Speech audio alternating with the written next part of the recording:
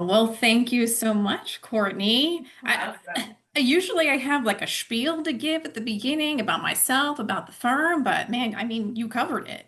I want to help out where I can. You're doing the 3 hour Wow. presentation, so I can do as much as I can with my 5 minute Save your voice. Yeah, 5 minute save your voice as much as possible. It introduction. is true. So there is a lot of information with today's presentation. You will be receiving a copy of it after you click on your link, fill out your evaluation form. At the very end, you will be able to get a copy of today's presentation. So while you are free to take copious notes, there's really no need to do that. Thank you so much to Courtney and GRS Community Management for having me here today. And thank you, Jeff, for your tech and all your coursework support.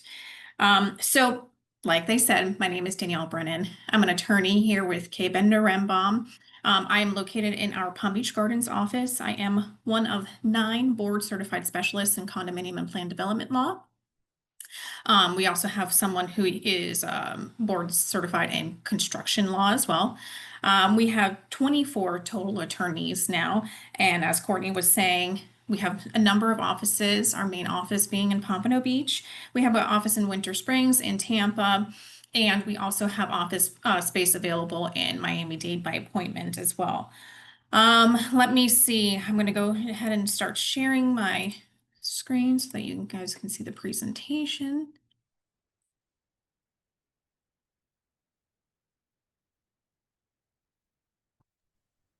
Okay. Yeah, Is it showing up properly?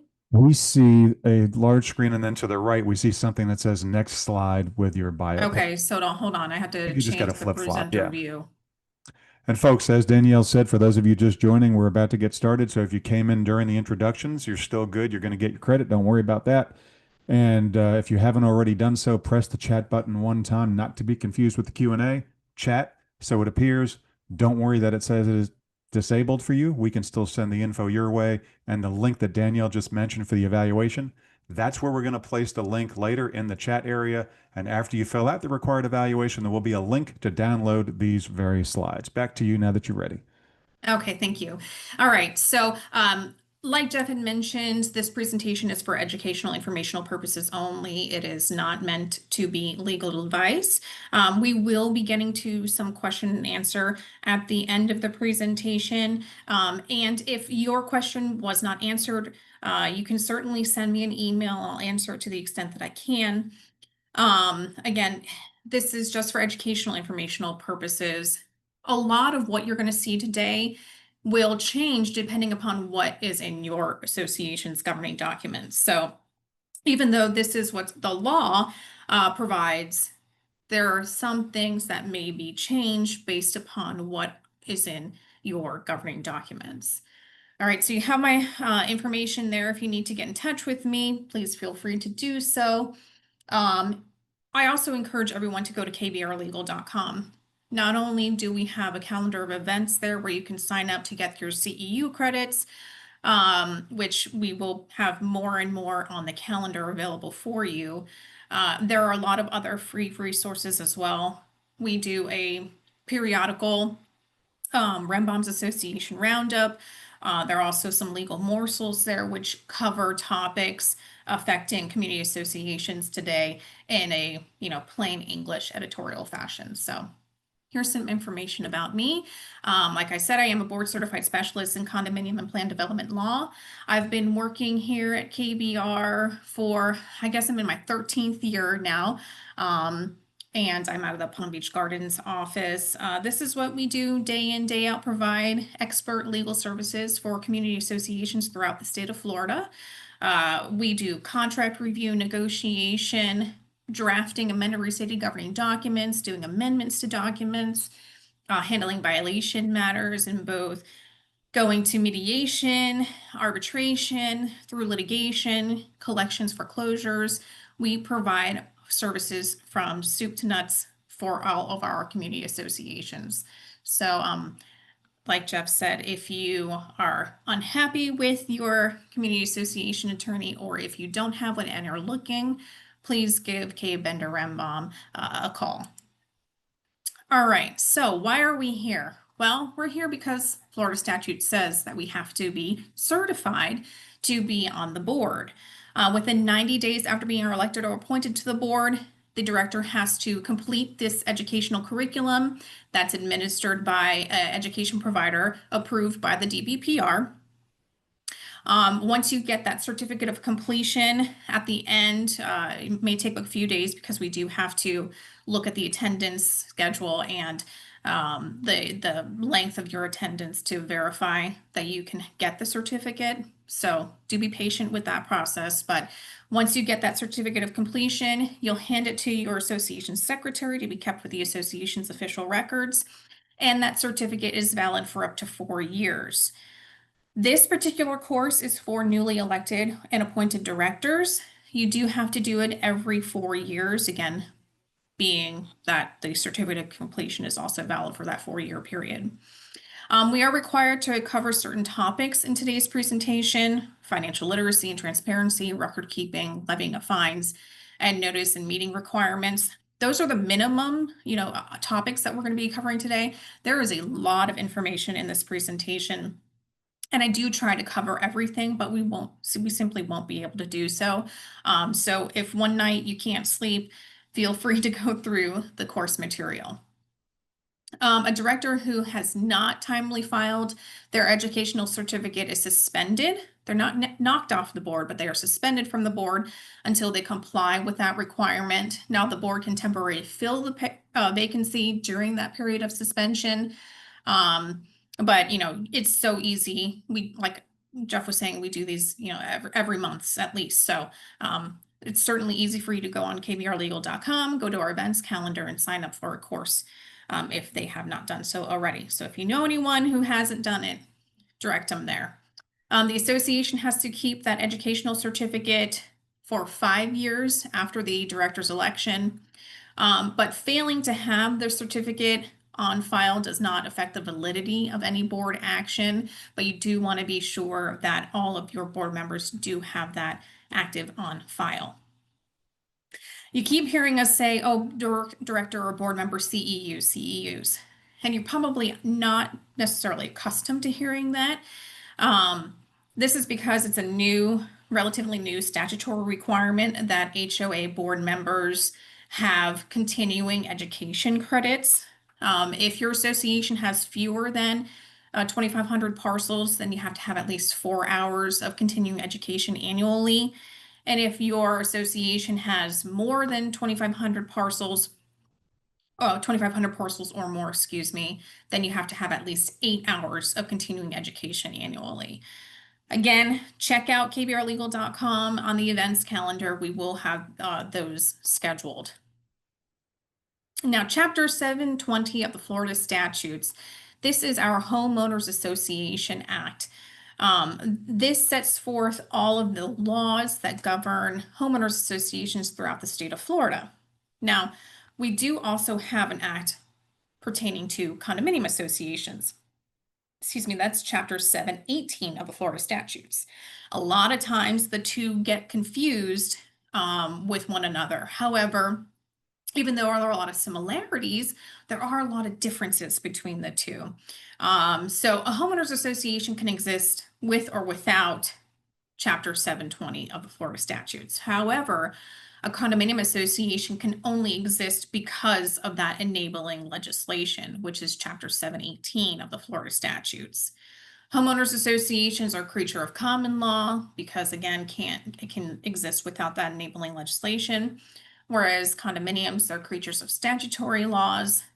In a homeowners association, those common facilities or common properties are known as common areas, whereas in a condominium association, those common properties are known as common elements.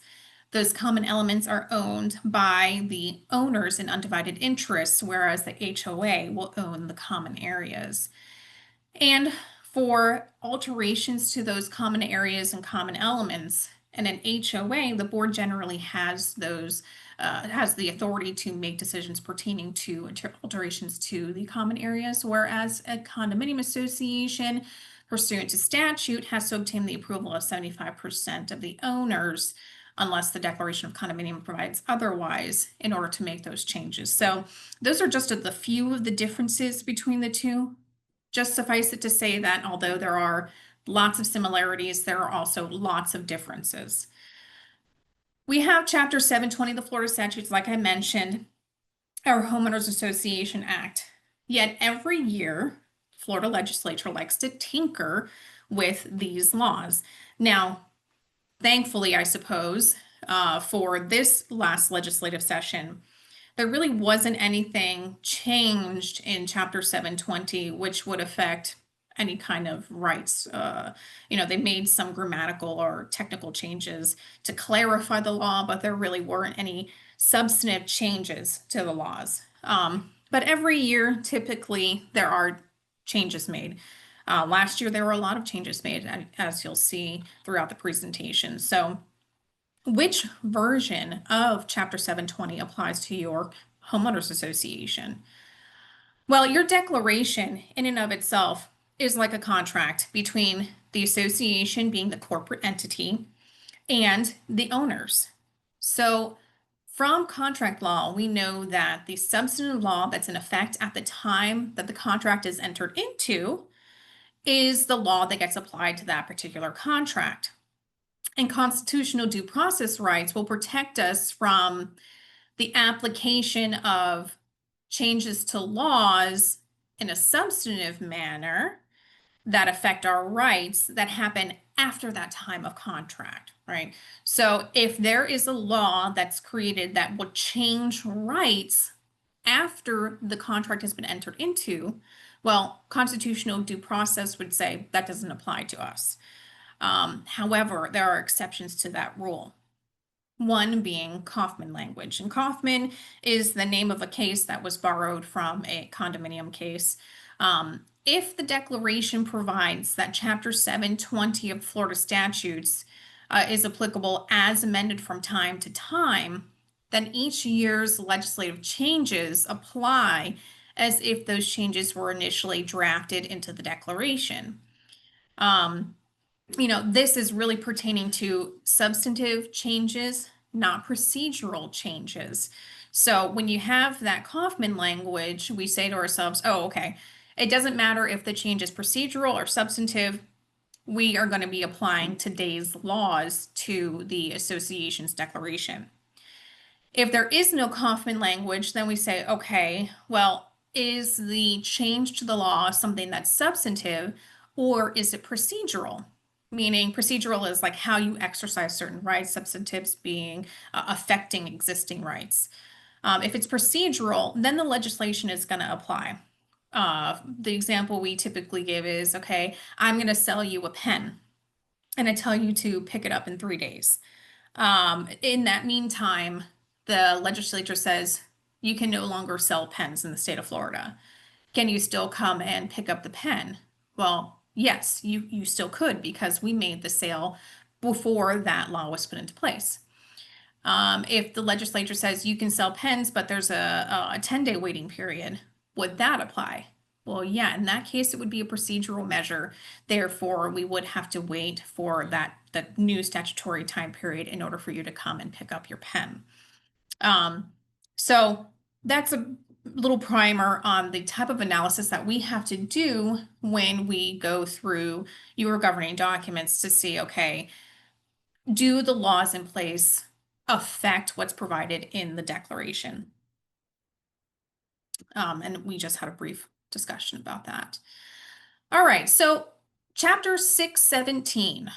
We know that our homeowners associations are going to be subject to Chapter 720 of the Florida statutes, being the Homeowners Association Act, but our associations are also created as corporate entities.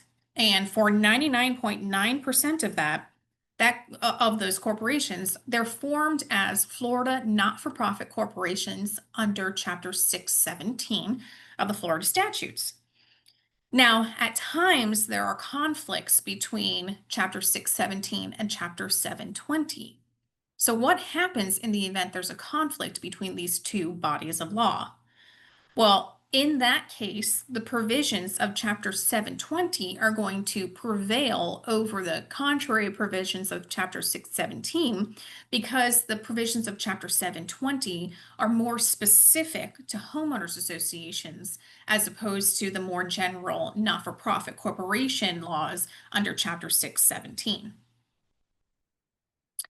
With our governing documents, we have a few different, well, I should say several different governing documents. We have our declaration of covenants, restrictions, easements, whatever you call them, whatever they happen to be titled for your community. You have your articles of incorporation and your bylaws. Now, these are the documents that are going to be recorded with the official records of the county in which the community is located.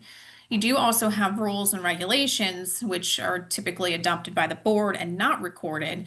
But for the sake of this particular discussion, we're focusing on the recorded governing documents, the declaration, which is like the Constitution, right? Remember, it's a contract between the owners and the association. The Articles of Incorporation, which is essentially the document that just establishes the corporate structure of the association itself, and the bylaws, which is vastly a procedural document. It tells us how to do things. How do we adopt a budget? How do we hold a board meeting? How do we hold a membership meeting? Who gets to vote? So again, a vastly procedural document. When we're looking at procedural changes to the laws, usually those things will be focused in on the bylaws. So we have these different documents, and changes can happen to the documents separately. So sometimes there are conflicts between the declaration, articles of incorporation, or the bylaws. And in that case, well, what do we do? Well, there's an old expression of a little dabble do ya. And this sets forth the concept that first in priority is the declaration, then goes your articles, then goes your bylaws. So the declaration will control over any conflicts between the articles and bylaws. The articles will control over any conflicts within the bylaws. And this is a general rule. Sometimes Florida statute will say, unless otherwise provided in the bylaws, or unless otherwise provided in the declaration. When the statute references a specific document, then you would be going to that specific document to see what the controlling provisions are. And you wouldn't necessarily be going into the declaration, let's say, to discover if there's any kind of conflict there, because Florida statute is directing us to a specific document. Now, diving right into some of the procedural measures of running a homeowners association, let's talk about membership meetings. There are two types of membership meetings: the annual members meeting and special members meetings.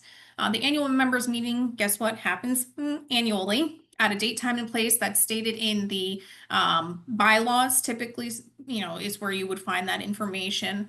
The election of directors has to be held at or in conjunction with that annual meeting. Or as provided in the association's governing documents. And here it would probably be in either the Articles of Incorporation or the bylaws. A special members meeting is any meeting of the members that's not the annual meeting. And it's called by the board, or at least when at least 10% of the total voting interest of the association petition to have a special members meeting, unless there's a different percentage stated in your association's governing documents. So usually there is something different provided in an association bylaws with regard to the holding of special meetings. So look there first. Agenda requirements, annual members meeting. Unless the governing documents require otherwise, the notice of the annual meeting is not required to have an order of business, but you really should consider doing so. For special members meetings, you have to have an agenda because the purposes of the special members meeting are going to be limited to the purposes that are set forth in that notice of the meeting. All membership meeting notices have to provide the date, time, and location of the meeting. If the bylaws don't provide for how you give notice to the members of membership meetings, then the association has to mail, deliver, or electronically transmit notice to all owners at least 14 days before the meeting. Once that notice has been sent out to all the members, whoever sent out that notice has to evidence compliance of that with that 14-day notice requirement by affidavit. And that affidavit has to be kept with the association's official records. Notice must be mailed or delivered to the address identified as the mailing address in the association's official records, or electronically transmitted, let's say to an email that the owner has provided for that purpose, and consented to receive email notice. The association can provide notice of any email by electronic transmission, which means email or by fax, to any member who's consented in writing to receive notice electronically and provided either a fax number or an email address to be used for that purpose. The email address and fax number provided by the member has to be removed from the association records if the member revokes consent to receive notice by electronic transmission, but the association's not going to be liable for erroneous disclosure of the email address or the fax number. If you happen to have it on some document, and an owner goes in there and inspects the official records and it happens to have that email address or the fax number on there, the association's not going to be held liable for that disclosure. Even though electronic transmission can be used as a means of providing notice, meetings that are called in whole or in part for recall cannot be sent by electronic transmission. In addition to sending notice to the members, the association can use broadcasts, like if you have a dedicated TV channel or something, like a closed circuit TV system, you could use broadcast notice in that way. Don't know too many associations that actually have that anymore. And a fairly recent requirement by January 1st of this year, an association that has 100 or more parcels has to post notice and an agenda of each members meeting at least 14 days before the meeting. The notice has to be conspicuously posted on the homepage or on a subpage that's labeled notices. And the association has to also post any document that's going to be considered and voted on by the members at that meeting at least 7 days before the meeting. Why 7 instead of the 14? I really don't know why there's that difference there. So for example, if you're holding a membership meeting in order to approve an amendment, you would be posting a copy of that amendment on the website as well as the notice. Owners have the right to attend all membership meetings and can speak at any meeting with reference to all items open for discussion and any item that's on the agenda. Notwithstanding anything to the contrary, an owner has the right to speak on any item for at least 3 minutes. And the association can and absolutely should adopt rules governing the frequency, duration, and other manner of owner statements. Of course, they do have to be consistent with the 3-minute requirement. You can't tell them they only get a minute to speak on any agenda item. Membership meetings must be held at a location that's accessible to handicapped persons if requested by the handicapped person who has a right to attend the meeting. And any owner can tape record or videotape meetings, and the board can adopt rules governing the taping of meetings. Generally or typically, these rules say you have to set up the equipment before the meeting. You can't produce any light or sound that would disturb the meeting. You can't move around the camera during the meeting, things like that. But again, typically that's not an issue where people have phones that can record. Our quorum at a membership meeting is 30% of the total voting interest of the members, unless a lower number is provided in your bylaws. Unless there's some other higher vote required and the governing documents are by law, a vote of a majority of the voting interest present at a membership meeting, which a quorum has been obtained, can vote and make decisions on behalf of the entire membership. Proxies can be used to establish a quorum and to vote on any item that's going to be set forth for a membership vote. Members have the right to vote in person or by proxy. The proxy has to be dated, has to provide the date, time, and place of the meeting for which it's given, and has to be signed by the person who is authorized to cast the vote for that particular lot. The proxy is only effective for that specific meeting for which it was given, being the meeting that's stated in the proxy, and any lawful adjournments of that meeting. However, the proxy only has a life of 90 days from the date of that original meeting. Proxies are revocable at any time by the person who executes the proxy, and the proxy can allow for the proxy holder to appoint a substitute proxy to act in their place. You don't have to have an original proxy. You can use a copy of the proxy so long as it's a complete reproduction of that proxy. There are two different types of proxies, general proxies and limited proxies. A general proxy allows the proxy holder to vote however which way they want to vote on a particular matter. Whereas the limited proxy will tell the proxy holder, okay, this is how I want you to vote. So the limited proxy will have the vote question stated on it, and then a for or against or yay or nay, whatever the terminology uses, for the member who's signing it to mark off their vote. Electronic voting, I've seen more and more associations take advantage of this technology. Associations can use an internet-based online voting system to do any membership vote. First, you have to have a board resolution that's adopted at a board meeting, noticed at least 14 days, just like you would notice a membership meeting, by mail, delivery, electronic transmission, conspicuously posted in the community, evidenced by an affidavit. And if you have a community with 100 or more parcels, then you would also be posting that on the website. The board resolution has to provide that the members will receive notice of their opportunity to vote through an online voting system, and establish reasonable procedures and deadlines for members to opt in and to opt out of online voting. The association can conduct any membership vote through that online voting system, so long as the member consents electronically or in writing to participate in online voting. And that consent is good until the owner opts out of online voting. So it's really a two-step process. First, you have to have this board resolution. Then you have to have the member opt in to participate in online voting. An owner who votes electronically through the online voting system is counted as being in attendance for the purposes of determining a quorum.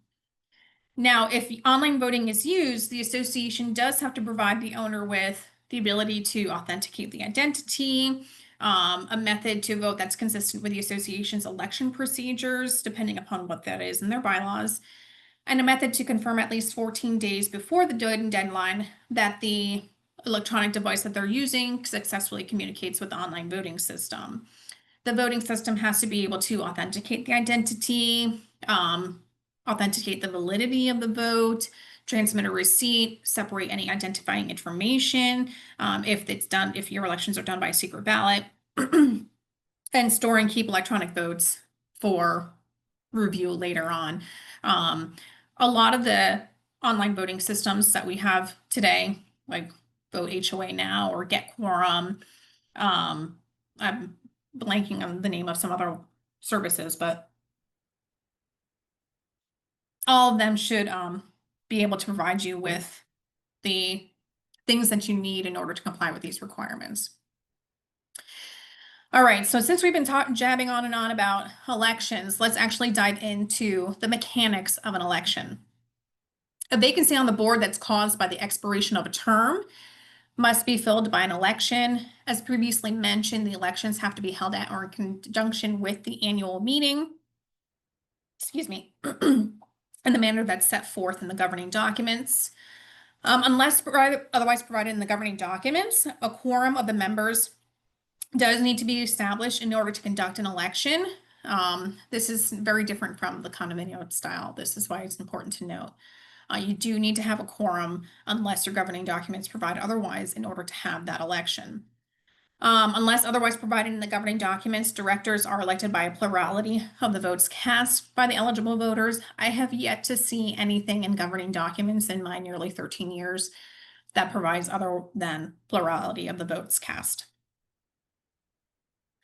All members are eligible to serve on the board unless they're otherwise disqualified. And what does disqualification entail? Well, a person who's delinquent and paying any monetary obligation to the association on the last day that they could nominate themselves or be nominated to run for the board, they can't seek election to the board and their name cannot be put on the ballot.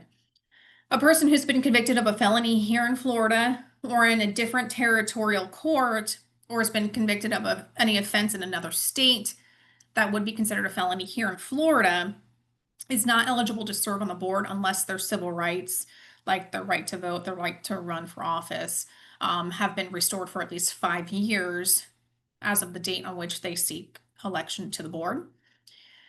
And a person who has pending criminal charges can, for forgery of a ballot or envelope or voting certificate, felony theft or embezzlement of association funds, or tampering with physical evidence or obstruction of justice, cannot be elected to the board. For nomination purposes here, you're going to want to look at your governing documents because I've seen a myriad of different things when it comes to the nominations process. Maybe you have a nominating committee, maybe you have a nominating committee, and you also have nominations from the floor. But the general rule is nominations are from the floor of the annual meeting or from the election where the election is going to be held. But if your election process in your governing documents allows for candidates to be nominated in advance of the annual meeting, then the association is not required to allow nominations at the meeting.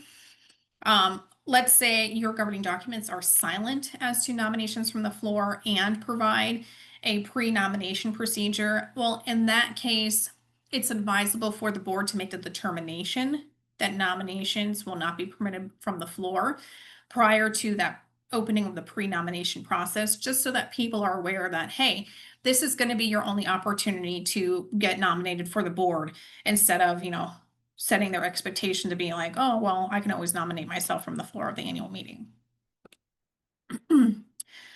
On the election day. So an election by acclamation is just a fancy way of saying we don't need to have balloting because the number of candidates is equal to or less than the number of vacancies. In that case, an election's not required. You wouldn't be having balloting. You would just have those people who were nominated in advance, assuming there are no nominations from the floor, they would take their seats at the annual meeting, regardless of whether a quorum is attained or not. So if you have a pre-nominations procedures, there are no nominations from the floor, and there are either an equal number or less number of candidates that run for the board, those people are going to be automatically on the board at the annual meeting. Members have the right to vote in person or by proxy, as we discussed, unless otherwise provided in the governing documents. If the governing documents allow voting by absentee ballot, you're going to be following that double envelope system, very similar to a condominium type election ballot. You have your ballot, complete the ballot, you put it into an envelope that has no identifying markings, and you put that into another envelope that has the name of the member, for what the lot for which the ballot is cast, and the signature of the member casting the ballot that gets sent in, verified and opened, and then tabulated at the annual meeting. If there's more than one ballot submitted for a parcel, then all ballots for that parcel are disqualified, and any vote by ballot received after the closing of balloting cannot be considered. The term for directors is 1 year, unless your bylaws provide otherwise. In your bylaws, I've seen many bylaws provide for 2-year staggered terms or even 3-year staggered terms, depends on what your governing documents provide for your association. Our election challenges. So let's say you have an election and the guy who was running, he's upset with the everything, the determination, the outcome of the election. He has 60 days after the election results are announced to file a challenge to the election with the Division of Florida Condominiums, Timeshares, and Mobile Homes. Yes, so the division here, even though they don't govern homeowners associations, they do have jurisdiction when it comes to election disputes. Our officers. So generally officers are going to be appointed by the board at the organizational meeting that's held immediately following the election of directors. Sometimes governing documents will allow that organizational meeting to happen with within 10 days. Just look at your governing documents to see what the requirements are there. Directors cannot vote by proxy or by secret ballot. However, they can use secret ballots to vote for their officers. And there's certainly no prohibition against changing officers midterm.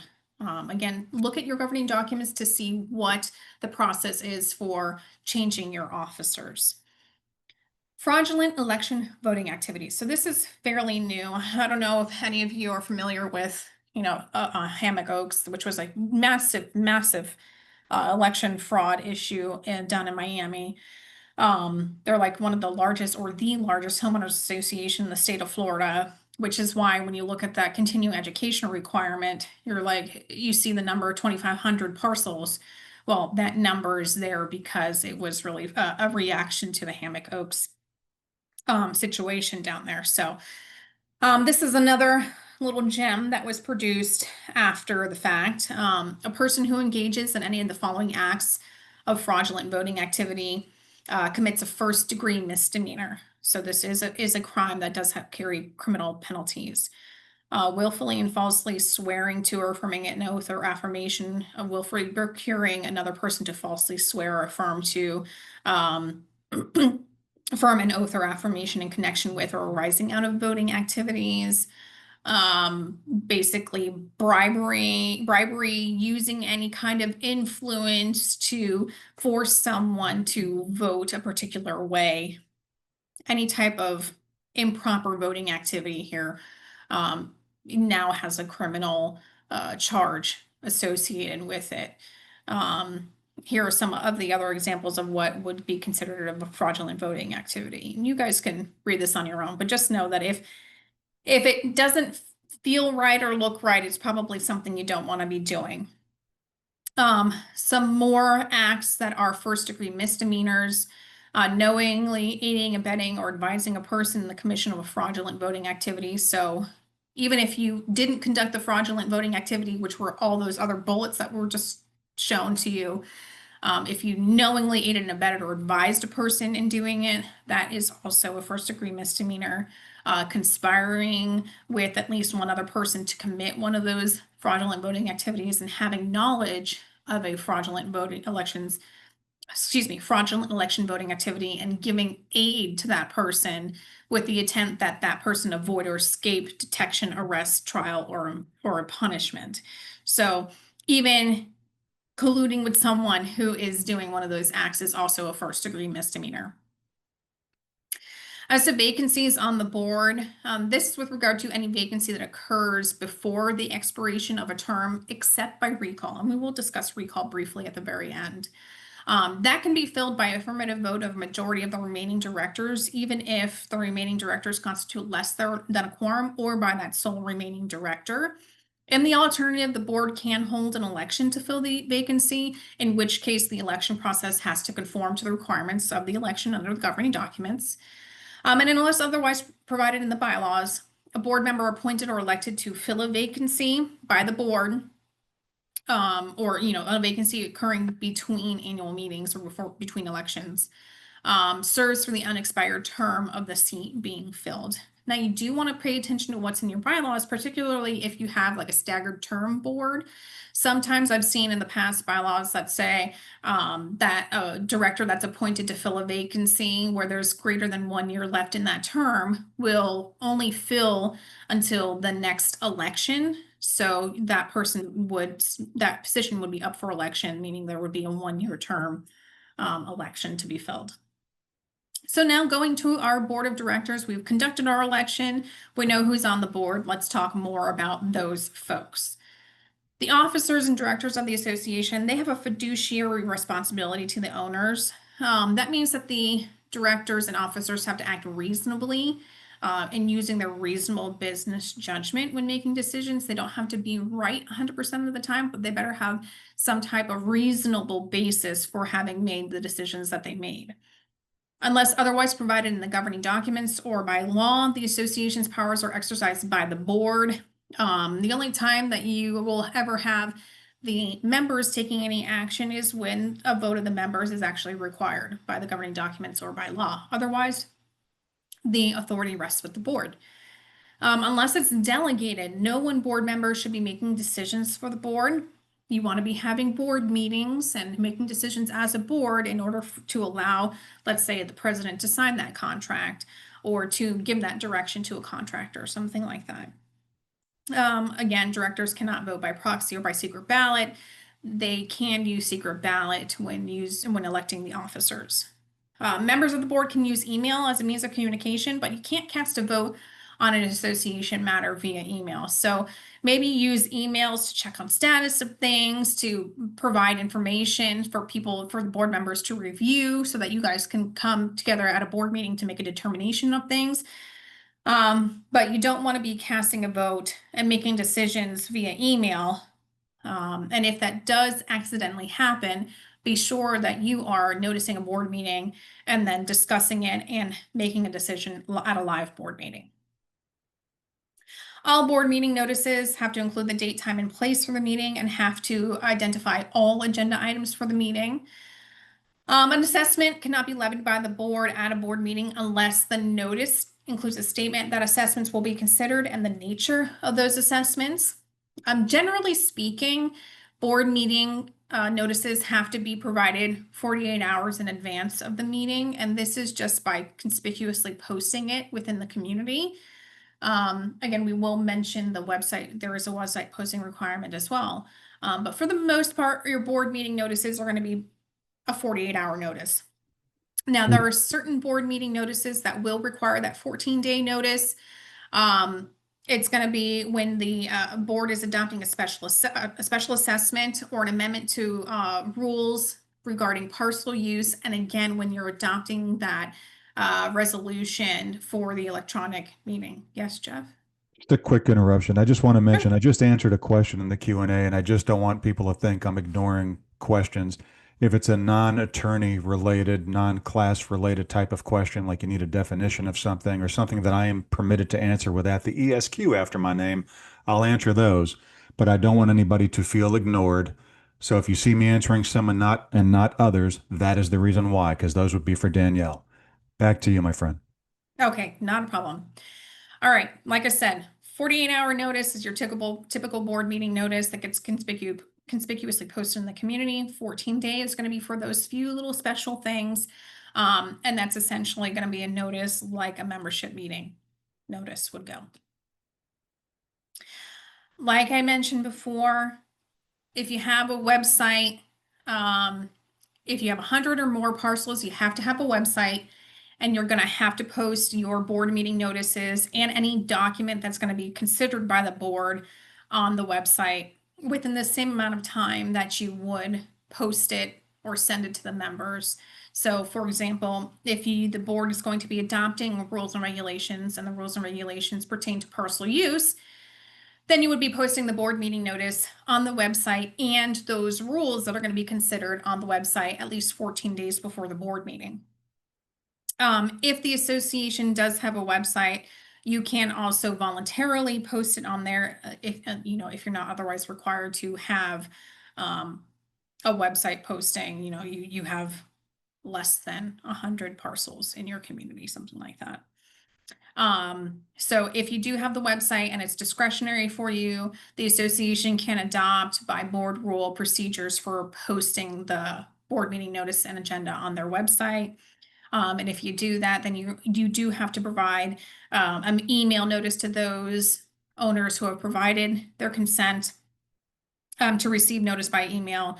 You have to send them a link, to the website of the application where the meeting notice is posted. You have to pardon me talking for this long. There is so much information. My voice does get very tired. So apologies in advance for that. We just discussed this, 100 or more parcels, you do have to post that notice and any document being considered by the board on that website, the association's website. Now, all meetings of the board have to be open to members, except for meetings between the board and its attorney when there's proposed or pending litigation, or the contents of the discussion would otherwise be governed by the attorney-client privilege. and meetings held for the purpose of discussing personnel matters. Those meetings are closed meetings. However, you do still have to notice those meetings. You just have to let everybody know, hey, this is a closed meeting. The board's having a meeting, but it's going to be closed. Members have the right to attend all board meetings except those that we just discussed, and the right to speak at those meetings with reference to all designated agenda items. Again, the association may and absolutely should adopt reasonable rules governing the frequency, duration, and other manner of member statements, including a sign-up sheet for members who wish to speak. Unlike a member's right to speak at members meeting, there's no statutory minimum time frame, though a minimum of 3 minutes is probably a reasonable rule to adopt in this regard, given that it is something that's applied for the membership meetings. Similar to the membership meeting requirements, an owner can tape record or videotape board meetings. The board can adopt rules governing the taping of meetings. And board meetings have to be held at a handicap accessible location if it's requested by the handicapped person who has the right to attend that meeting. Compensation. I know you guys are like, we're signed up for this job for the pay, right? Well, of course not. I'm joking. A director, officer, or committee member cannot directly receive any salary or compensation from the association for performance of their duties as a director, officer, or committee member. And they cannot in any other way financially benefit from service to the association, except they may receive benefits as being a member of the association by whatever action they're taking. They can also get reimbursed for out-of-pocket expenses, so long as, those expenses were approved by the board. And there could be a fee or compensation authorized to the members if it's provided in the governing documents or by a majority vote of the voting interests who are voting in person or by proxy at a membership meeting. And of course, if you have a developer-controlled association, the members of the board, the officers, committee members, they're going to be employees of the developer. And as employees of the developer, they will be entitled to compensation. An officer, director, or manager cannot solicit, offer to accept, or accept a kickback, which is anything or service of value for which consideration has not been provided, but they are getting a benefit for themselves or for an immediate family member. So, you scratch my back, I scratch yours type of arrangement.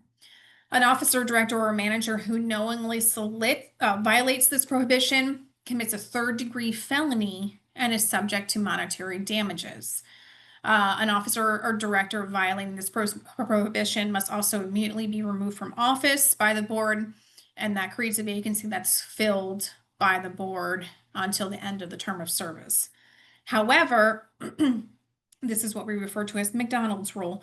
An officer, director, or manager may accept food to be consumed at a business meeting with a value of less than $25 per individual, or a service or good received in connection with trade fairs or education programs. So if you go and see us at like the different expos that we do and we give you a piece of candy and a ruler, feel free to take those items because they are in connection with trade fairs or education programs. Now, there are certain grounds for which a director is immediately removed. We mentioned one of them just now. A director or officer that's charged by information or indictment with any of these crimes must be removed from office. Forgery of a ballot envelope or voting certificate that's used in an election, theft or embezzlement involving association funds, tampering with physical evidence, obstruction of justice, or any criminal violation under the Homeowners Association Act. The board must then fill the vacancy until the end of the period of suspension or the end of the director's term of service, whichever is first. However, if the charges are resolved without a finding of guilt or without acceptance of a plea of guilty or nolo contendere being a no contest, the director or officer is then automatically reinstated for the remainder of their term. If the criminal charge is pending, then that person cannot be appointed or elected to a position as an officer or director of any association, not just the association which they're seeking that type of election, and cannot have any access to official records of any association unless they have a court order to get those documents. A director who becomes more than 90 days delinquent And the payment of any fee, fine, or monetary obligation due to the association is deemed to have abandoned their seat on the board, and that creates a vacancy that is then filled according to law. Conflicts of interests. Directors and officers, including those that are appointed by the developer, have to disclose to the association any activity that may be construed as a conflict of interest at least 14 days before voting on that issue or entering into a contract that's the subject of the conflict. So maybe a board member owns a landscaping company or a construction company, and the board is going to be entering into, or they're going to be, bidding for whatever the work is. That relationship needs to be disclosed. A rebuttable presumption of a conflict of interest exists if any of these things occur without prior disclosure to the association. If a director or officer or relative of that either enters into a contract for goods or services with the association, or they hold an interest in a corporation, LLC, partnership, LLP, or other business entity that conducts business with the association or proposes to enter into transaction with the association. If an association enters into a contract or transaction with its director or a corporation or other business entity in which a director is also an officer or director or financially interested in that corporation or other entity, then the board has to follow the requirements for the conflict of interest disclosure.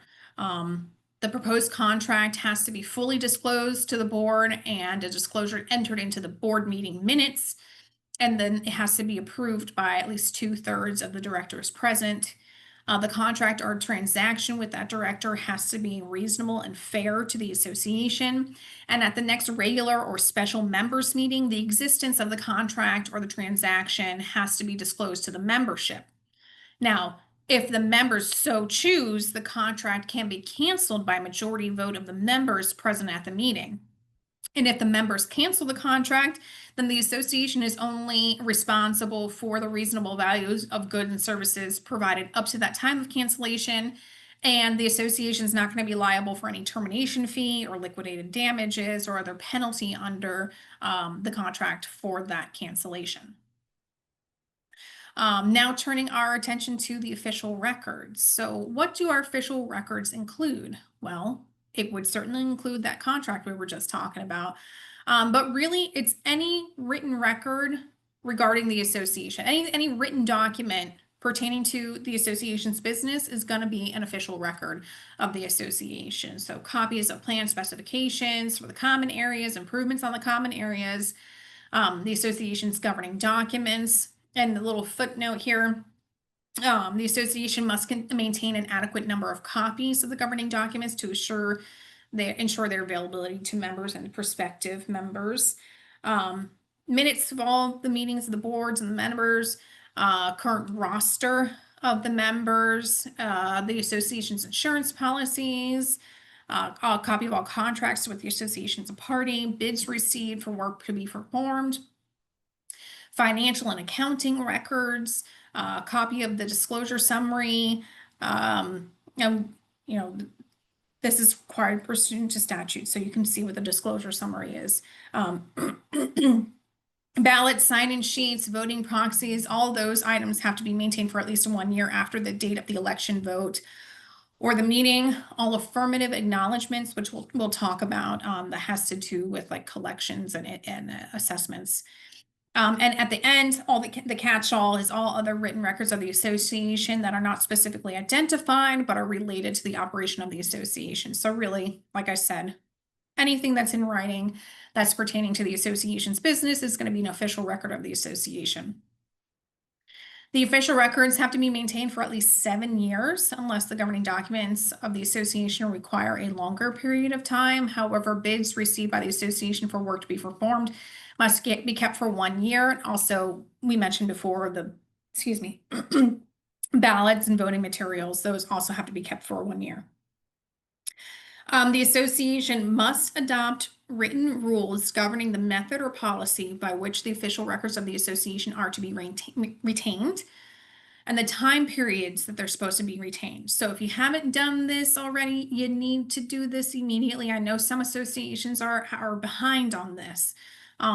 This information has to be made available to the owners through the association's website or the application. So you need to have some written rules adopted that say, oh, we're going to be maintaining our records here, and we're going to be maintaining it for at least 7 years.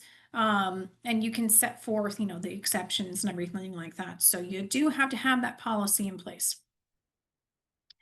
Now, although any written document pertaining to the association's business is going to be an official record of the association, not all official records are accessible to members for inspection and copying. Records that are protected by the attorney-client privilege or work product privilege, information that's obtained in connection with the approval of a lease, sale, or other transfer of parcels, so like the background check, credit check, those things are not accessible to members. Information obtained in a gated community in connection with guests who visit owners or residents, social security numbers, driver license numbers, fax numbers, email addresses, any address other than as provided for association notary requirements, and any other personal identifying information except the name, lot designation, mailing address, and property address. Again, I'd mentioned earlier about the inadvertent disclosure of information. The association is also not going to be liable for disclosure of this protected information if it's included voluntarily by the member and not requested by the association in some other official record. Personnel records, medical records of owners or residents, and you'd be maybe thinking to yourself, like, well, medical records, why would we have those? Well, think assistance animals.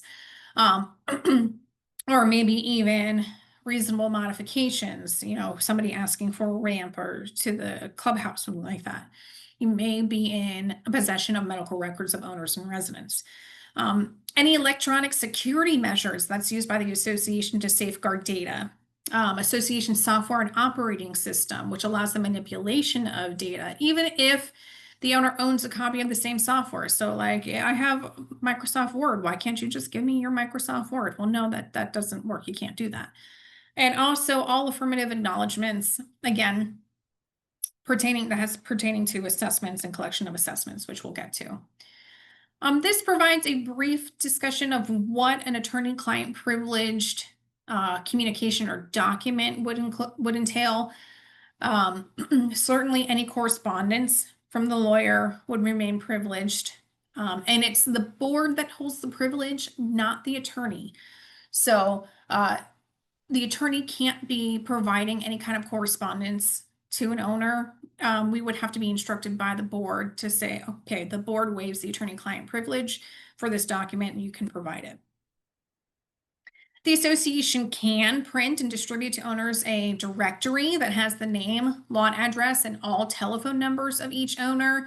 However, an owner can exclude their telephone numbers from the directory if they request it in writing to the association.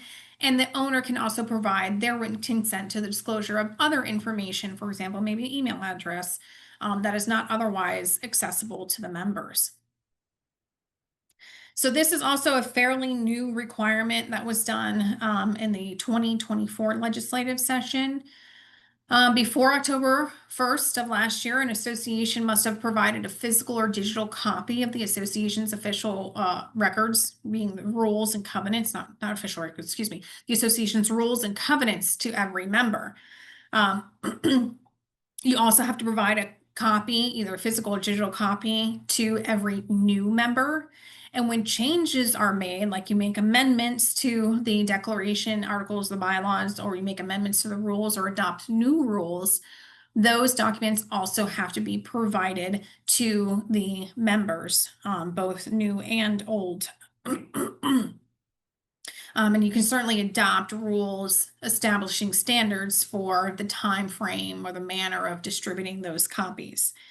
The association can comply with this requirement by posting a complete copy of the rules and covenants or a link to them on the homepage of the association's website, so long as the website is accessible to the members.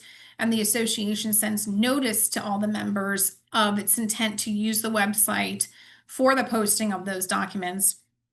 the rules and covenants by email if the member has consented to email notice, and by mail to those members who have not consented to receive notice by electronic mail.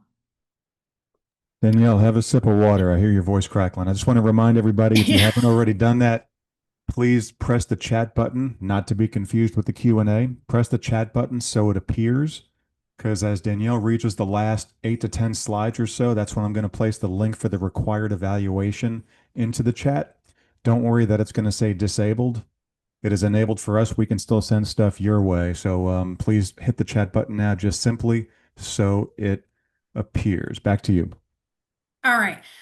So remember, we talked about the official records, what's included in the official records, but that some official records were not accessible to members. Well, that means that all other official records are accessible to members. And how do they get access to those documents?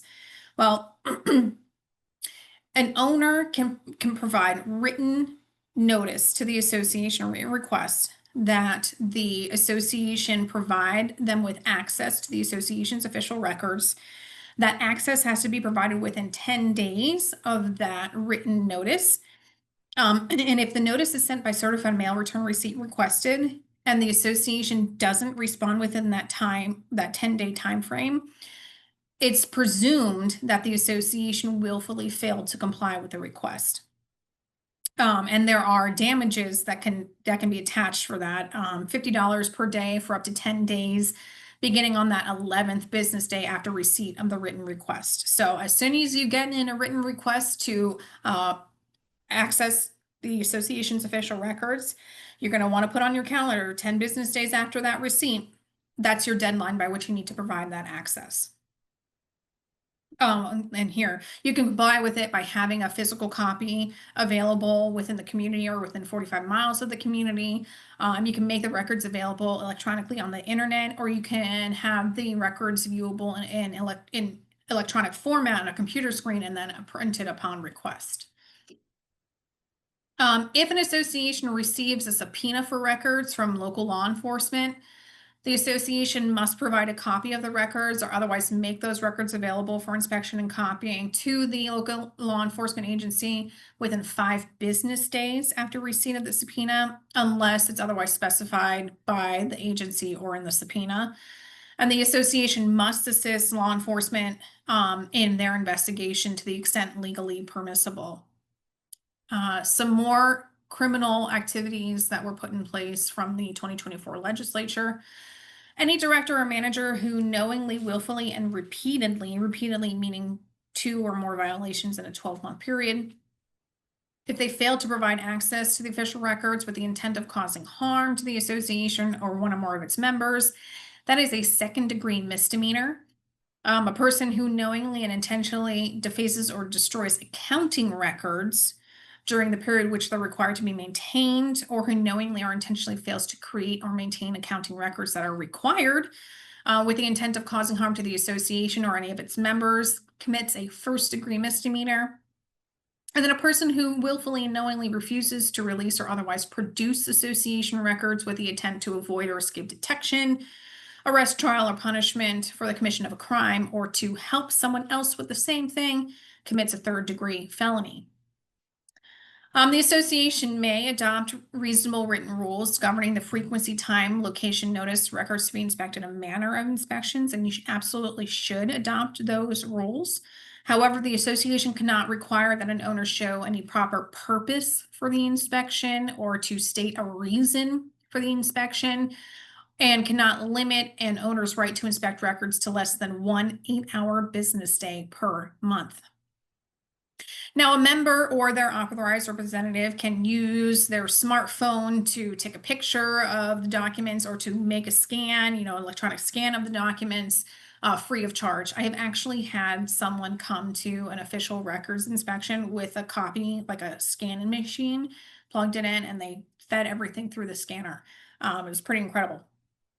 If the association has a photocopy machine available where the records are maintained, then the owners can get a copy on request So long as that request is no more than 25 pages. The association can charge up to 25 cents per page for the copies made on the association's copier.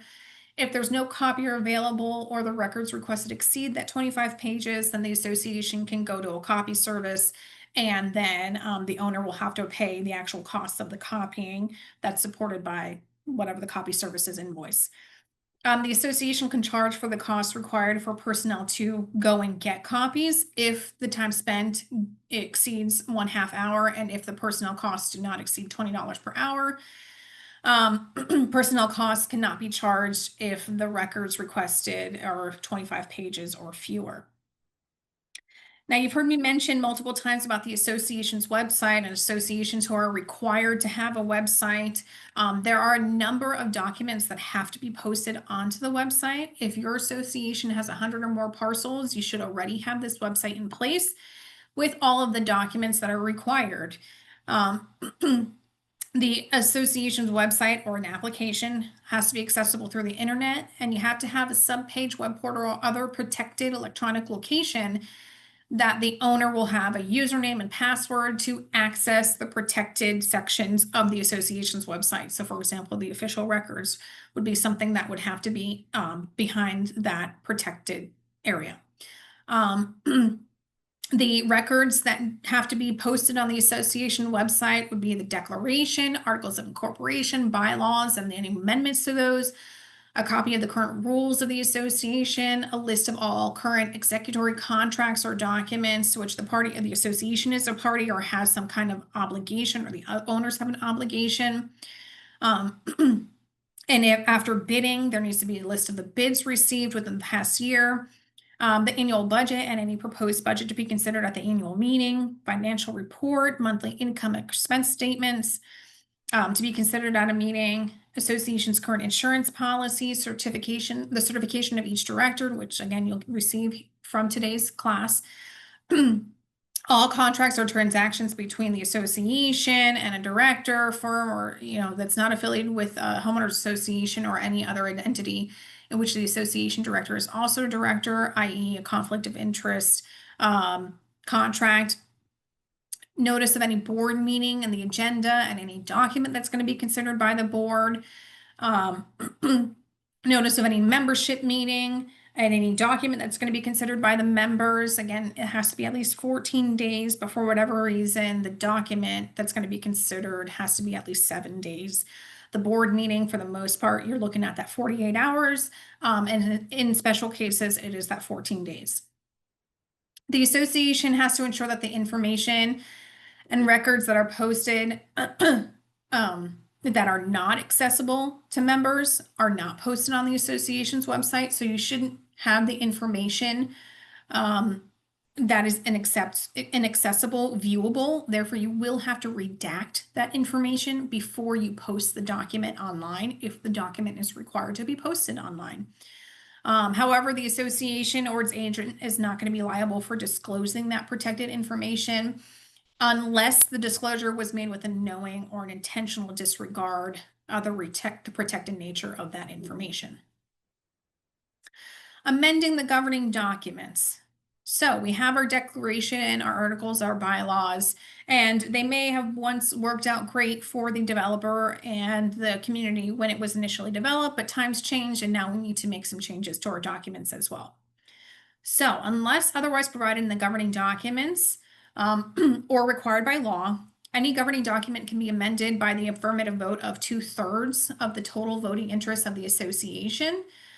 Amendments to the articles and bylaws which would affect or impose a quorum or voting requirement greater than that general quorum or voting requirement are not required to be approved by that greater quorum or voting requirement than in effect, or proposed to be adopted when voting to lower that threshold. So you wouldn't follow that higher threshold when the amendment, if the amendment threshold is lower, you would just follow that lower amendment threshold.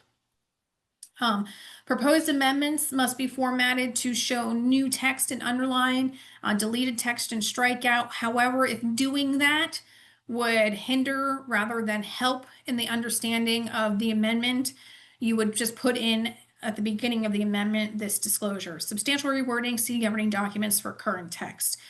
We use this for the most part when we're doing amended or restated governing documents, because we make so many changes in those documents. It really does not help our owners to provide them with underline and strikeout. In those cases, we would just provide that little statutory disclosure and provide them with a clean document to review and vote to approve.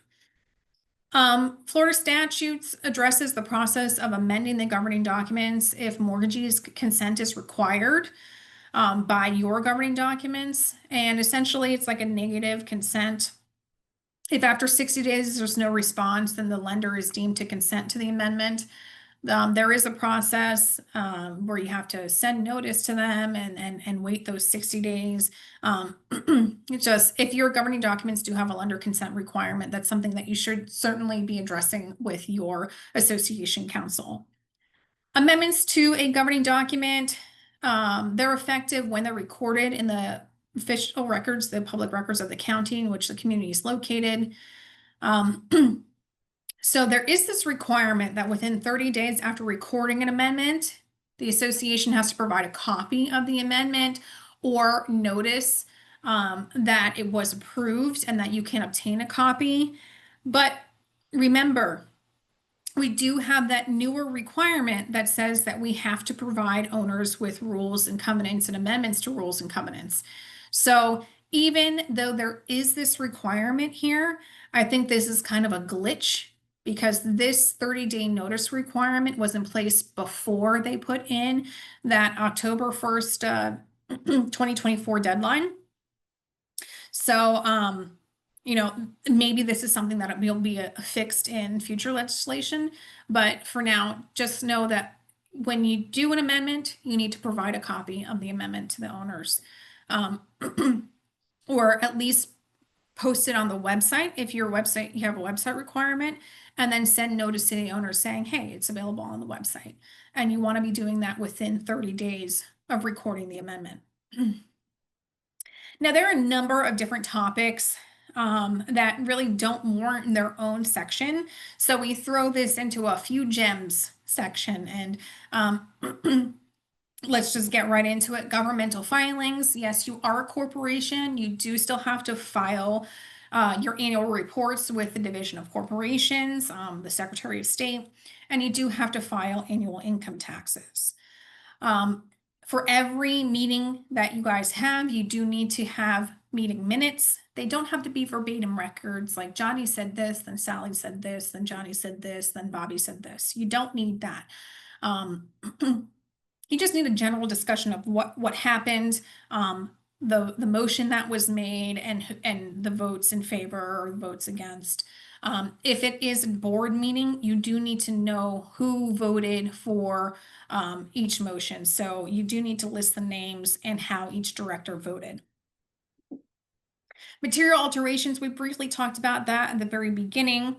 The Homeowners Association Act does not require membership approval for alterations or improvements to the common areas, but the governing documents may. So always look at your governing documents. Usually this is going to be in your declaration. Sometimes it will be in the bylaws, but maybe more so from an expense perspective. But always look at your governing documents to see what kind of approval is required, if any is required. Rules and regulations. The association can adopt rules and regulations and amend rules and regulations so long as the governing documents provide for that authority. So look at your governing documents to make sure that the board has the authority to adopt rules and regulations.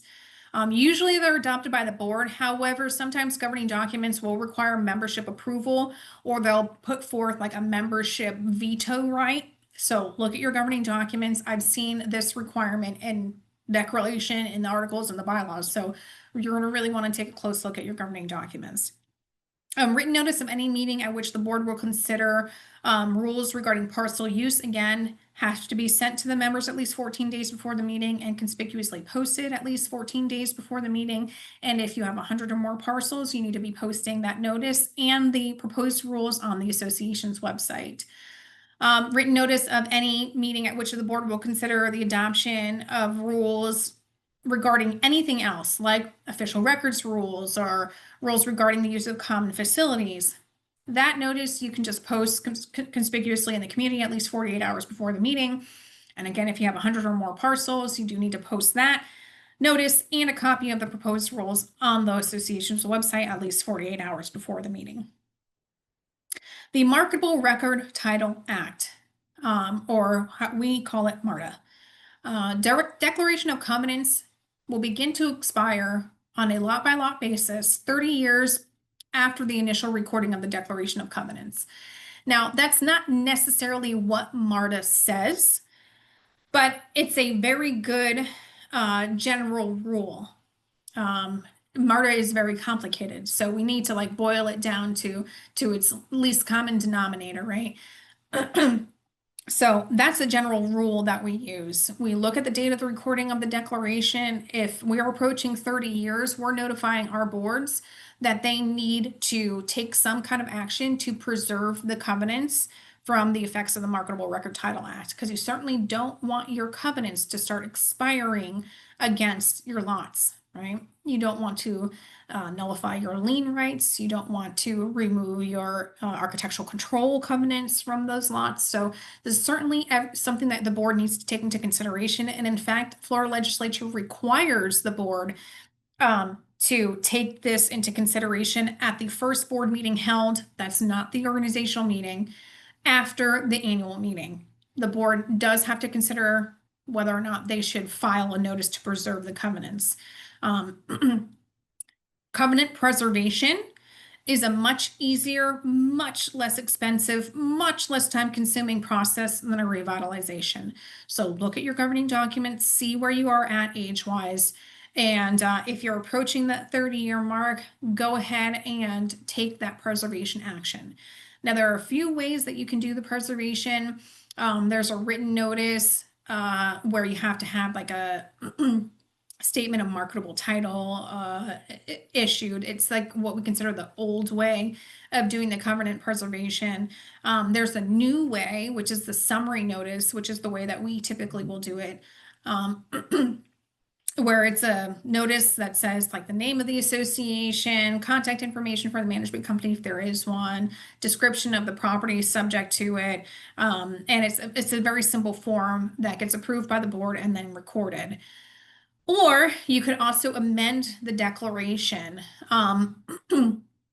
Now, even if this is an option, because it requires membership approval, it's not going to be the preferred option for preserving your covenants. If you happen to pass that 30-year mark from the date of recording the declaration, well, then you could have inadvertently stepped into a MARTA issue where now your declaration is no longer effective against one or more lots within their community. And if that's the case, then you have to go through a revitalization process, which is a much more complicated process, requires the involvement of the Department of Commerce, which I think now is actually called Florida Commerce. They have to approve it. I mean, it really is such a process, but so mark your calendars for that 30-year mark.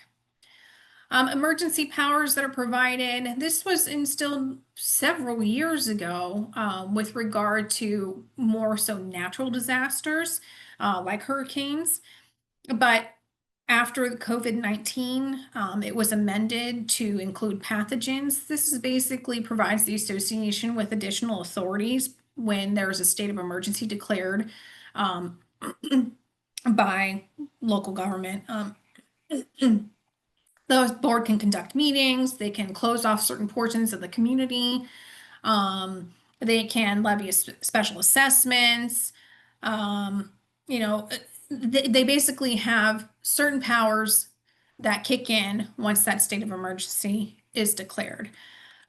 They can mitigate further damages. Let's say that the hurricane had, you know, ripped their clubhouse roof off. Well, they can say nobody can come into the clubhouse. We need to take out all the drywall, put on the roof, things like that. And whatever monies that they need to do that, they can levy it by that special assessment without needing membership approval if membership approval would be required, or they could borrow money on behalf of the association without needing to obtain membership approval if it's required by the governing documents. Now, even though the association has these particular powers, the association cannot prohibit owners, tenants, guests, agents, or invitees of an owner from accessing common areas and facilities for the purposes of ingress, egress to and from the parcel when it's in connection with the sale, lease, or other transfer of a parcel, or it pertains to the habitability of the parcel, or for the health and safety of the person who lives there, unless there's a governmental order or a public health directive that's been issued prohibiting access to the parcel. So if it sounds like there was a strong realtor lobby, then you would be correct. Debit cards. An association and its officers, directors, and employees cannot use a debit card that's issued in the name of the association or that's billed directly to the association for any association expenses. And here's the interesting part. You cannot use it, right? That's the law. But if you happen to use it, a person who uses the debit card issued in the name of the association or that's billed directly to the association for any expense that's not a lawful obligation of the association commits theft. And here, a lawful obligation of the association means an obligation that has been properly pre-approved by the board and is reflected in the meeting minutes or the written budget. So this is just a very confusing law that says you can't do it, but if you do it for a lawful obligation of the association, no harm, no foul, I suppose. For a litigation authority, the association can institute, maintain, settle, or appeal actions or hearings in its name on behalf of members concerning matters of common interest to the association. However, if the amount in controversy is in excess of $100,000, then the association has to first obtain the affirmative approval majority of the voting interests at a meeting of the members at which a quorum has been attained before they can actually institute that litigation. Now, architectural control. This used to be something that we included in our gems, a few gems that didn't really have any other place. But since the 2024 legislation came out, now it has its own section. An association has to reasonably and equitably apply and enforce against all owners the architectural and construction improvement standards or other published guidelines and standards that are authorized by the declaration. Now, if the association denies an owner's request or application for the construction of a structure or other parcel or other improvement on the parcel, then the association has to provide written notice to the owner stating with specificity the rule or covenant on which the association relied and the specific aspect or part of the proposed improvement that does not conform to such rule or covenant. The association cannot enforce or adopt a covenant, rule, or guideline that limits or places requirements on the interior of a structure that is not visible from the parcel's frontage or an adjacent parcel or adjacent common area or a community golf course, or that requires the review and approval of plans and specifications for central AC, refrigeration, heating, or ventilation system by the association if that system's not visible from the frontage, adjacent parcel, adjacent common area, or community golf course, and is substantially similar to the system that was approved or recommended by the association. Regardless of whatever your governing documents may provide, and it's unless prohibited by general law or local ordinance, the association cannot restrict owners or their tenants from installing, displaying, or storing any items on a parcel which are not visible from the parcel's frontage or an adjacent parcel or adjacent common area or the community golf course, including, for example, artificial turf, boats, flags, vegetable gardens, clotheslines, and recreational vehicles. I'm going to mention too. Oh, sorry, Danielle. I thought you were switching slides. It's okay. Just going to mention essentially what the Florida legislature is saying here is that if you can't see it, if no one else can see it, it's really none of your business. There you go. I like that. Something that actually makes sense.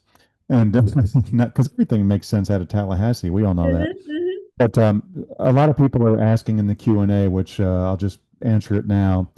What is a parcel? It's anywhere in your HOA where a habitable home can be built upon. Right. Oftentimes the parcels equals the amount of homes. Not always, but oftentimes. So just FYI for those of you that have been asking. Back to you. Parcel and lot are used interchangeably. For Right. whatever reason, parcel is the term that's used in the Homeowners Association Act, whereas all of your governing documents likely call it a parcel, or I'm sorry, a lot. A lot. I don't Okay, know so why, I don't know why that's the case, but uh, it just happens to be the case. just to confuse everybody, just so that they Yeah, can ask us like questions. maybe 0.1% of the time, I have seen in an HOA declaration that the lot is called a parcel, but for the most part, the parcel is called a lot in the declaration. So There you if you'd go. prefer, I'll say the word lot in lieu of parcel. So items on a lot. So yeah, and usually it's the equals the the number of homes in the HOA. Not always, but usually. Back to you. Not always. I mean, there is the rare occurrence where an owner may own two lots and put one home on One two home. lots. But generally speaking, for our associations, yeah, your lot or your parcel is going to be that area of land that's been platted that a home can be built on. There you go. All right. That Hurricane eliminated about protection. 14 questions in the Q&A. So back to you. I'm sorry. I'm sorry. So for hurricane protection, this is new to the associations, again, out of the 2024 legislation. The association has to adopt hurricane protection specifications for each structure of improvement on a parcel that's governed by the association. And this would include roof systems, storm shutters, roll down track storm shutters, impact glass window and doors, garage doors, erosion control, anything that could fall within a hurricane protection category. The specifications have to comply with applicable building code and can include color and style of hurricane protection products and any other factor that's deemed relevant by the board. If an item conforms to the requirements, the specifications adopted by the association cannot deny the application for the installation of that protection item. The association can require an owner to adhere to the existing unified building scheme regarding the external appearance of the structure or other improvement on the parcel. So let's say they don't have these particular items installed, but they don't have the particular guidelines in place regarding the aesthetics, but there is one overarching theme within the community and somebody wants something that doesn't fall within that theme, well, then they can require that the owner adhere to that unified building theme. An association's governing documents cannot prohibit an owner, tenant, guest, or invitee from parking their personal vehicle, which could include a pickup truck in their driveway, or in any area which the owner, tenant, guest, or invitee has a right to park that's governed by state, county, and municipal regulations. An owner, tenant, guest, or invitee from parking their work vehicle, even if there's insignia on it, which is not a commercial motor vehicle as defined in this particular statute, in their driveway, or operating a vehicle that's not a commercial motor vehicle in conformance with state traffic laws on public roads or right-of-ways or their own parcel. Now, once this came into play, a lot of pickup truck owners who own their pickup trucks in communities that otherwise would prohibit it got really excited. Because they were like, oh, this eviscerates whatever is in here. I can bring my pickup truck into the community. Well, I would urge that association to contact their association's attorney and go through that Kaufman analysis to determine if this new law is in fact applicable to their association. For contractor restrictions, the association's governing documents cannot prohibit an owner from hiring a contractor to come into the community simply because they're not on a preferred vendors list that's promulgated by the association. And they cannot prohibit a contractor from coming into the community simply because they don't have the required professional or occupational license, which sounds crazy to me, but whatever. I guess they're allowing the owners to make their own mistakes. Budgets and reserves. So the association has to prepare an annual budget that reflects the estimated revenues and expenses for the upcoming fiscal year and the estimated surplus or deficit as of the end of the current fiscal year. The budget has to set out separately all fees or charges that are paid for by the association for any recreational amenities, if they're owned by the association or not. And the budget includes two main components. You have your operating expenses and you have your reserves, if you even have reserves established. And we'll discuss that in a moment. As a practice tip, use last year's actual expenses to plan for next year's budgets. And even if you have certain monies allocated in a line item of your operating expenses, that doesn't mean that those monies have to be spent on that particular item. If that item comes in less than what was anticipated, but something else in your budget was a little bit more expensive than what was anticipated, you could certainly move those monies around. The operating expenses identifies the categories of income and expenses as line items, like I mentioned. And these are for your day-to-day operational expenses of the community and the association. Examples are your management fees, your maintenance of the common areas, like your landscaping fees, rent, if you have to rent your common facilities, taxes, insurance, your professional fees, your filing fees, whatever those common recurring costs are for the association. Now, in addition to operating expenses, you may have reserves for capital expenditures and deferred maintenance. Now, capital expenditure is any expenditure of funds for the purchase or replacement of an asset where their useful life is greater than a year, or replacing that asset, or a repair to that asset would extend the useful life for greater than a year. Or deferred maintenance means any maintenance or repair that will be performed less frequently than yearly and will result in maintaining the useful life of that particular asset. And here are some examples: pavement resurfacing, improvements to common areas, repairs and improvements, and sidewalk improvements. We have two types of reserves. We call them statutory reserves and non-statutory reserves. And the reason why we say this is because reserves that are not created pursuant to statute do not have to be maintained in the same way as those that are created pursuant to statute. So reserves that are voted upon and created by a majority of the total voting interest of the association, those are statutory reserves, and they have to be kept and funded in the manner that's required pursuant to statute. Once they're created, the board has to include that reserve account in their budget for the next fiscal year and for each year thereafter. Once it's established, they have to be funded, maintained, or waived or reduced in the manner provided by statute. You can have the reserves waived or reduced upon a majority vote of the members present at a meeting at which a quorum is present.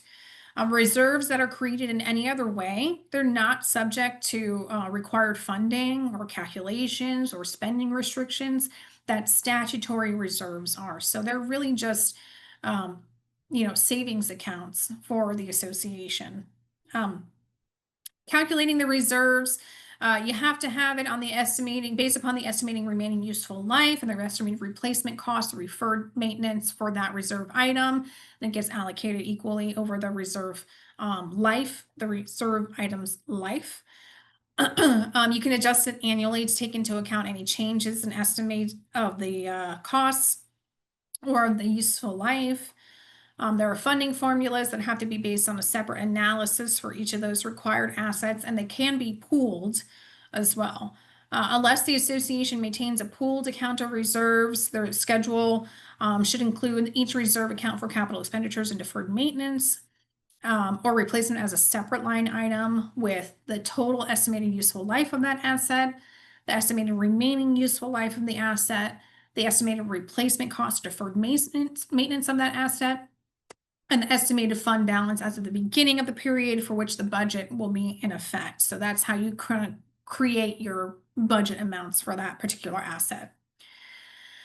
Once the reserve funds have been created by the members and the funds put into that reserve, all of those funds and any interest that accrue have to remain in that account and can only be used for that particular reserve item unless the use has been approved for a different item in advance by a majority of the voting interest of the members present at a meeting at which a quorum is present.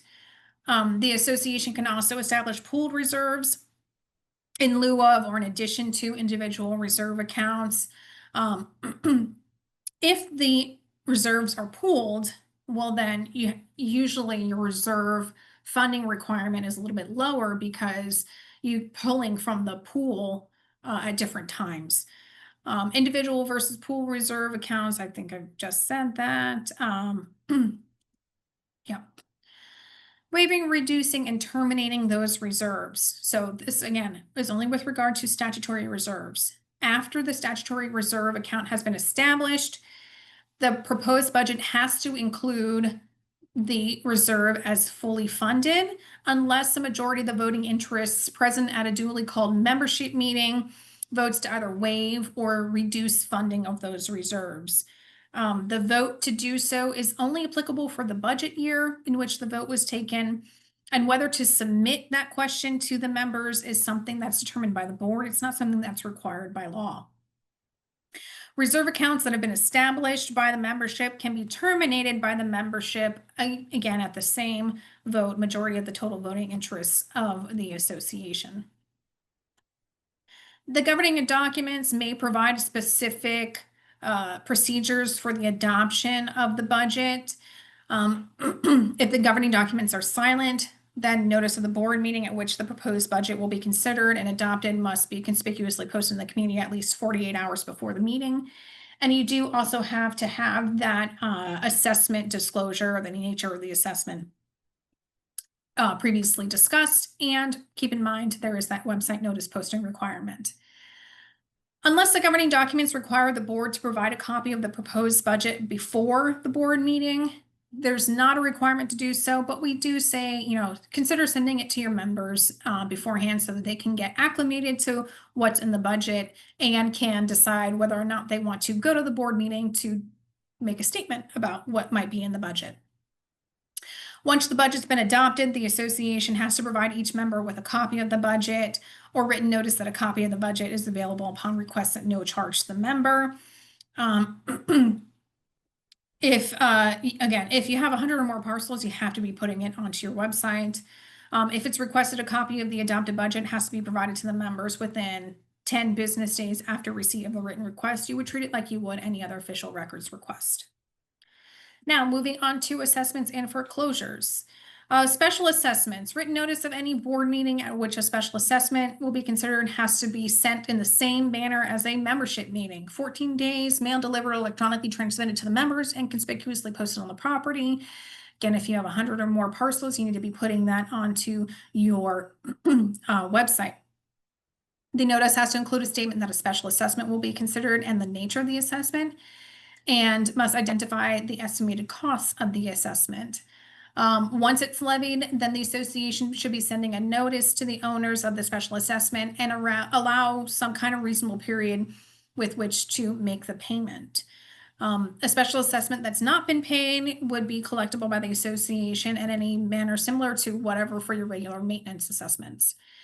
So this is a new law that became effective July 1st of 2024. An owner can request in writing for a detailed accounting of any amounts that they owe to the association related to their lot. And the board must provide that information within 15 business days after receipt of that written request. After an owner makes the request to the board, they cannot request another detailed accounting for at least 90 calendar days. Failure of the board to respond within that 15 business day period constitutes a complete waiver of any outstanding fines of the person who requested such accounting, which are more than 30 days past due, and for which the association has not given prior written notice of the imposition of the fines. So this is pertaining to fines only. It's not pertaining to assessments. Assessments that are not paid when due bear interest at the rate provided in the declaration or the bylaws. And if no rate is provided, then it's going to be the 18% per year. Compound interest cannot accrue on assessments or installments on assessments that are not paid when due. Late fees, the governing documents can provide authority in the declaration or the bylaws to charge an administrative late fee. However, the late fee cannot exceed the greater of $25 or 5% of the amount of each installment. Again, danger here, do not charge interest on interest or on late fees. Attorney's fees and costs, the association is entitled to collect attorney's fees and costs incurred in collection of any delinquent assessments. However, there is this notice of late assessment issue, which could bar the association from collecting attorney's fees, and we will talk about the notice of late assessment. Any payment that's received by the association is first applied to interest, then to late fees, then to attorney's fees incurred in collection, and then finally to the delinquent assessment.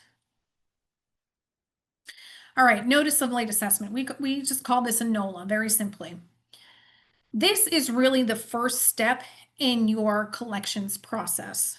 And typically this is done by the management company, because if they pay up, or, you know, then you can't tack on attorney's fees. So the association cannot require payment of attorney's fees related to a past due assessment unless they first provide a written notice of late assessment to the owner that specifies the amount that's owed to the association and provides them 30 days to pay that amount without the levying of attorney's fees.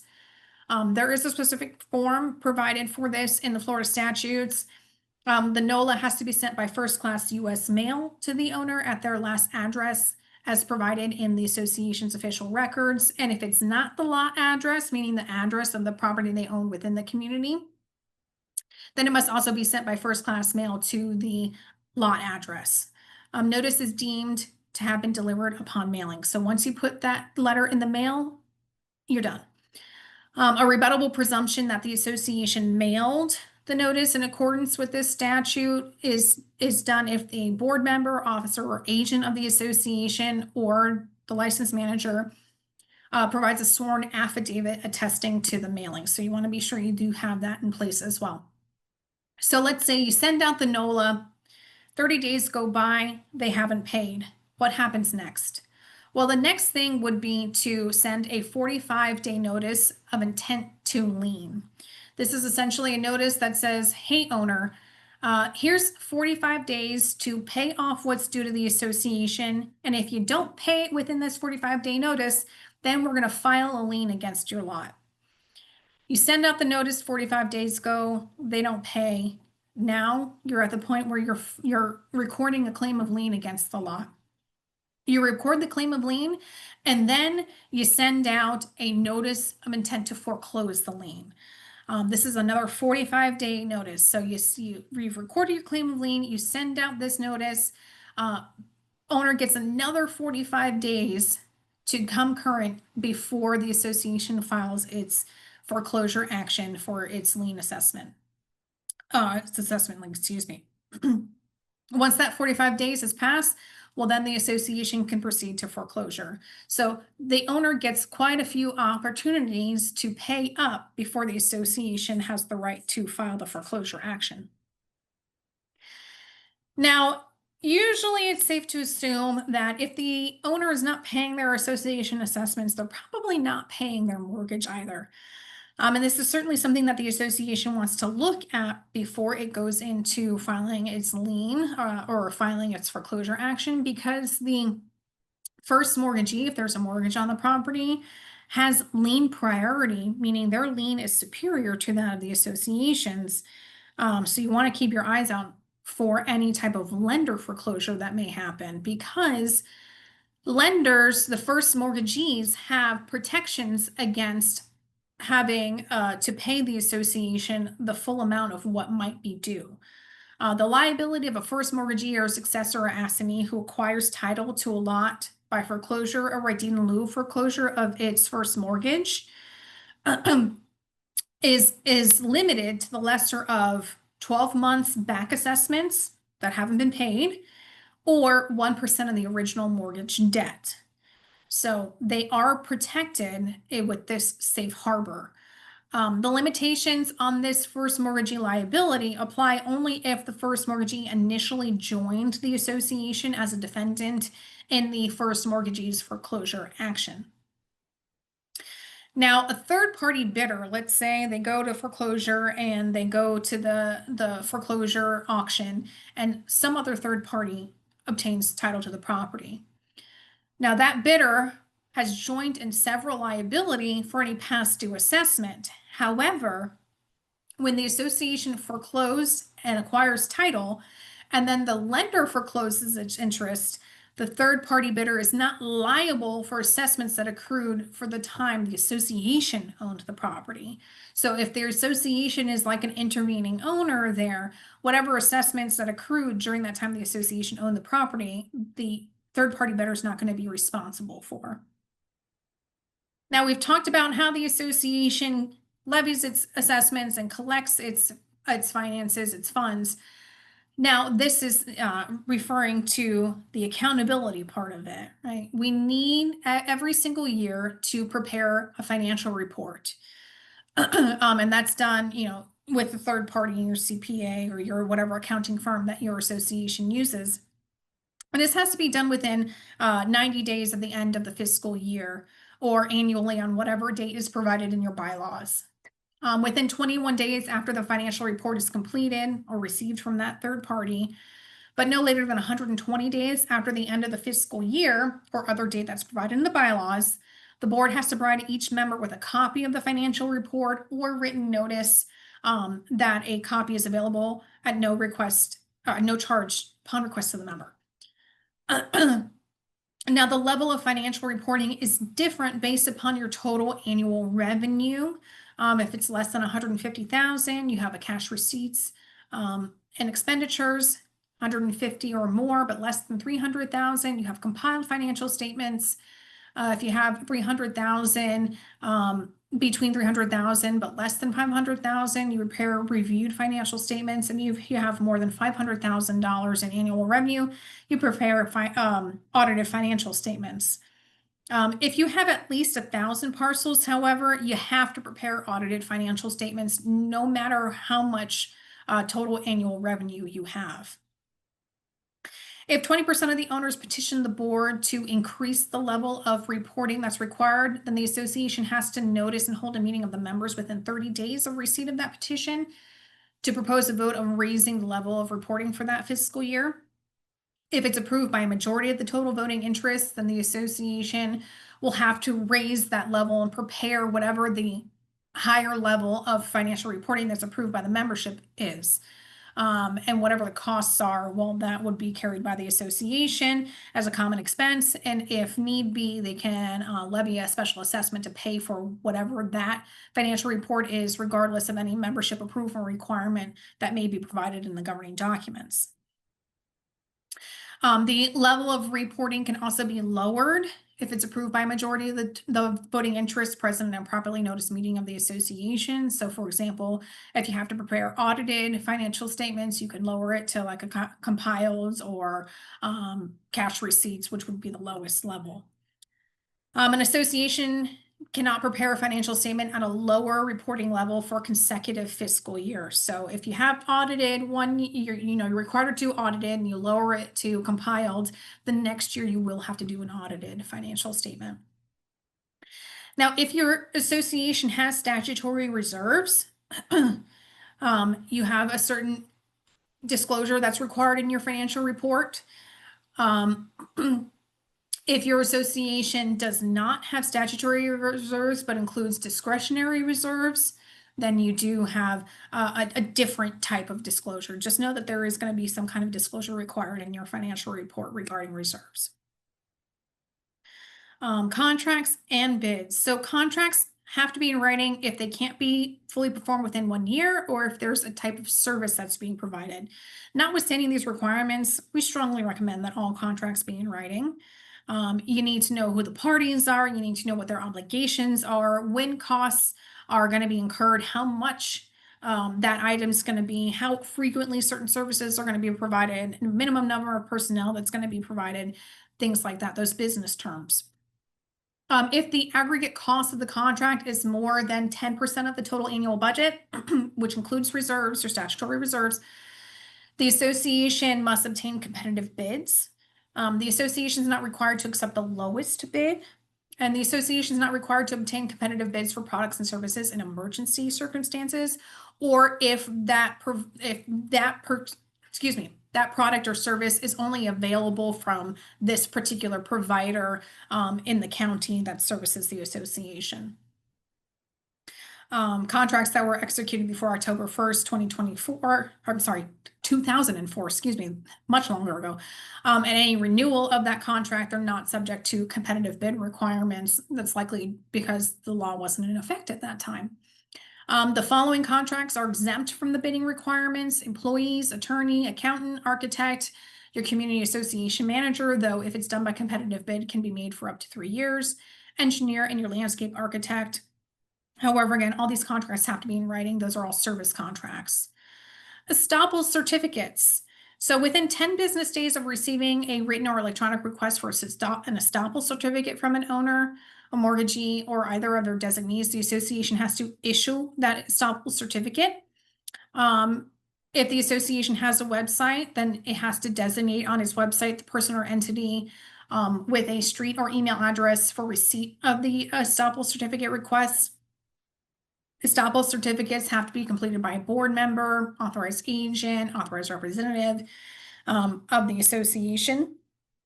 Estoppel certificates have to be provided by hand delivery, regular mail, or email on the date of issuance of the estoppel certificate. So the same date that it's issued, it has to be provided.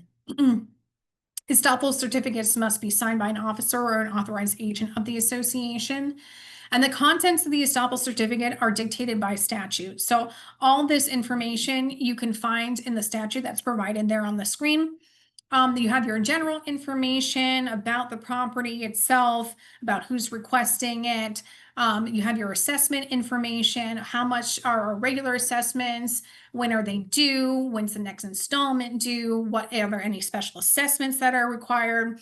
And here, if there's a capital contribution fee, resale fee, transfer fee, what rules and regulations might be applicable regarding the transfer of the property, if it's been approved for transfer, and any other open violations for the property.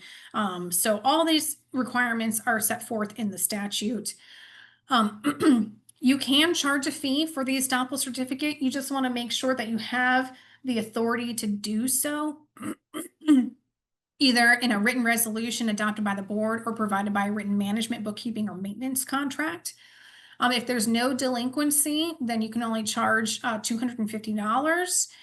If there is a delinquency, you can add an additional $150. And if they request an expedited estoppel, then you can charge an additional $100. But just know with that expedited request, it's 3 business day return time.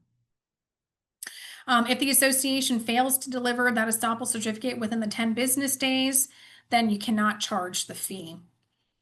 If there is a way to get reimbursement for the estoppel fee certificates, if the certificate is requested in conjunction with a sale or mortgage, but the closing date does not occur and no longer than 30 days after the closing date, whoever the preparer receives a written request accompanied by reasonable documentation that it didn't occur from the payer that's not the owner, the fee must be refunded, but the owner is still going to be responsible to the association for the fee. Estoppel certificates delivered by mail or hand delivery, excuse me, by email or by hand delivery are effective for 30 days. If it's done by mail, it's effective for 35 days. If additional information or a mistake is later found within the effective period, then the association has to provide an amended estoppel certificate. A fee cannot be charged if there's an amended estoppel certificate issued. And the amended estoppel certificate has to be delivered on the date of issuance, and then a new effective period begins. This is very important. That's why it's highlighted in red and in bold. An association waives the right to collect any monies owed in excess of the amount specified in the estoppel certificate from any person who in good faith relies upon the estoppel certificate and from the person's successors and assigns. So you want to be sure that the amount that's provided in the estoppel certificate is accurate. All right, covenant enforcement. The association is charged with the responsibility of uniformly enforcing its governing documents, right? Uniformly, because we want to avoid the defense of selective enforcement.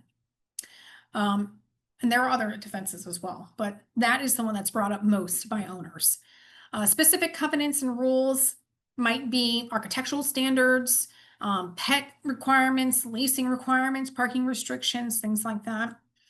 The failure of the association to enforce its covenants and regulations in a timely manner can result in waiver or forfeiture of enforcement rights. Always take a reasonable approach when it comes to enforcement. First, send a courtesy notice. Hey, we notice you're in violation. Please fix this. And provide them with a reasonable opportunity to cure the violation if the violation is subject to a cure, right? If voluntary compliance is not achieved, then you can move on to additional enforcement, which can include fining, suspension of use rights, suspension of voting rights, self-help if it's authorized by the governing documents, mandatory pre-suit mediation, and then litigation. We'll briefly go through all of these different enforcement avenues. So fines and use right suspensions can be imposed for everything but failing to pay monetary obligations. So this is not for delinquency. This is like for someone who needs to clean their roof or something like that.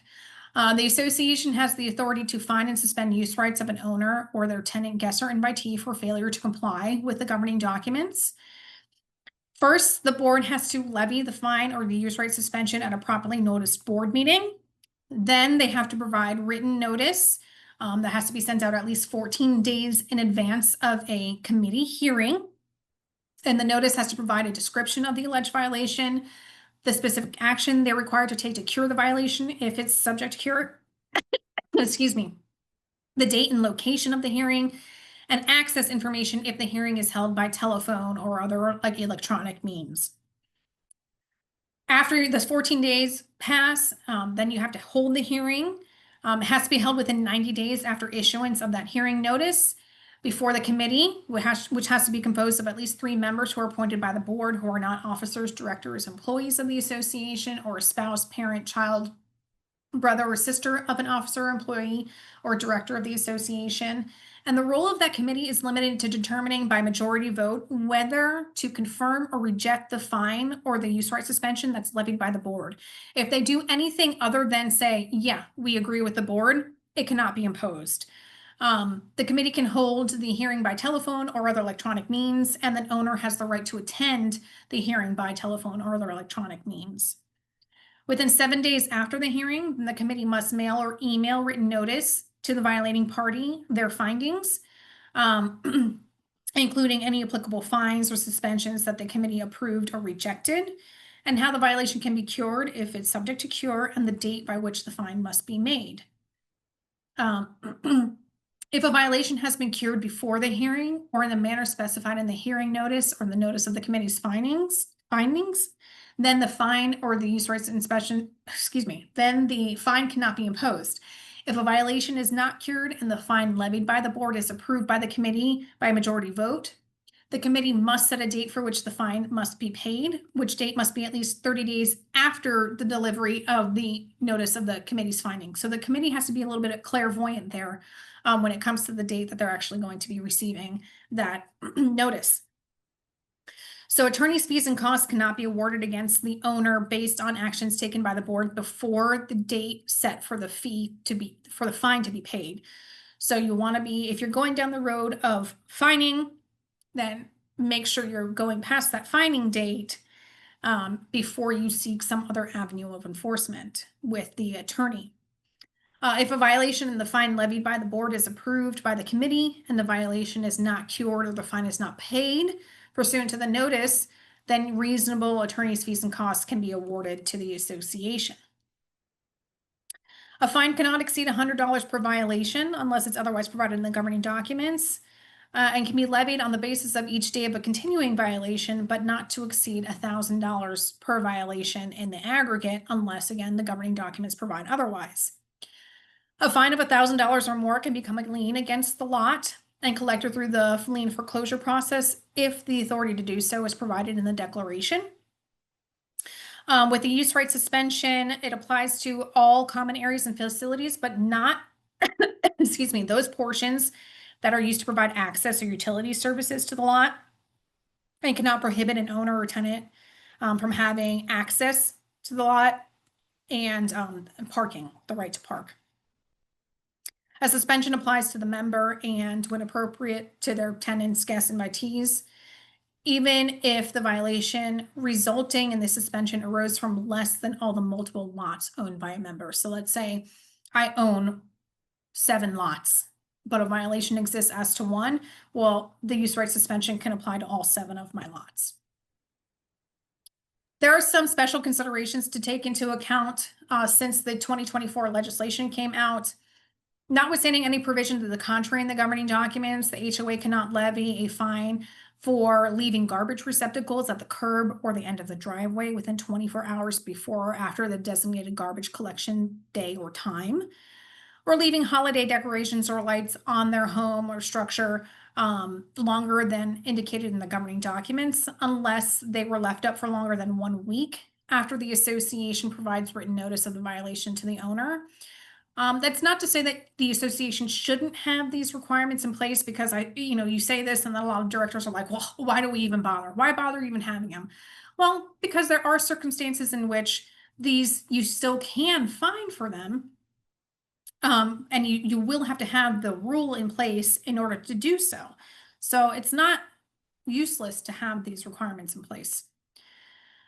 Okay, so use right suspension is something that we can also do if the person has failed to pay monetary obligations for greater than 90 days. And this isn't on the 90th day, it is on the 91st day.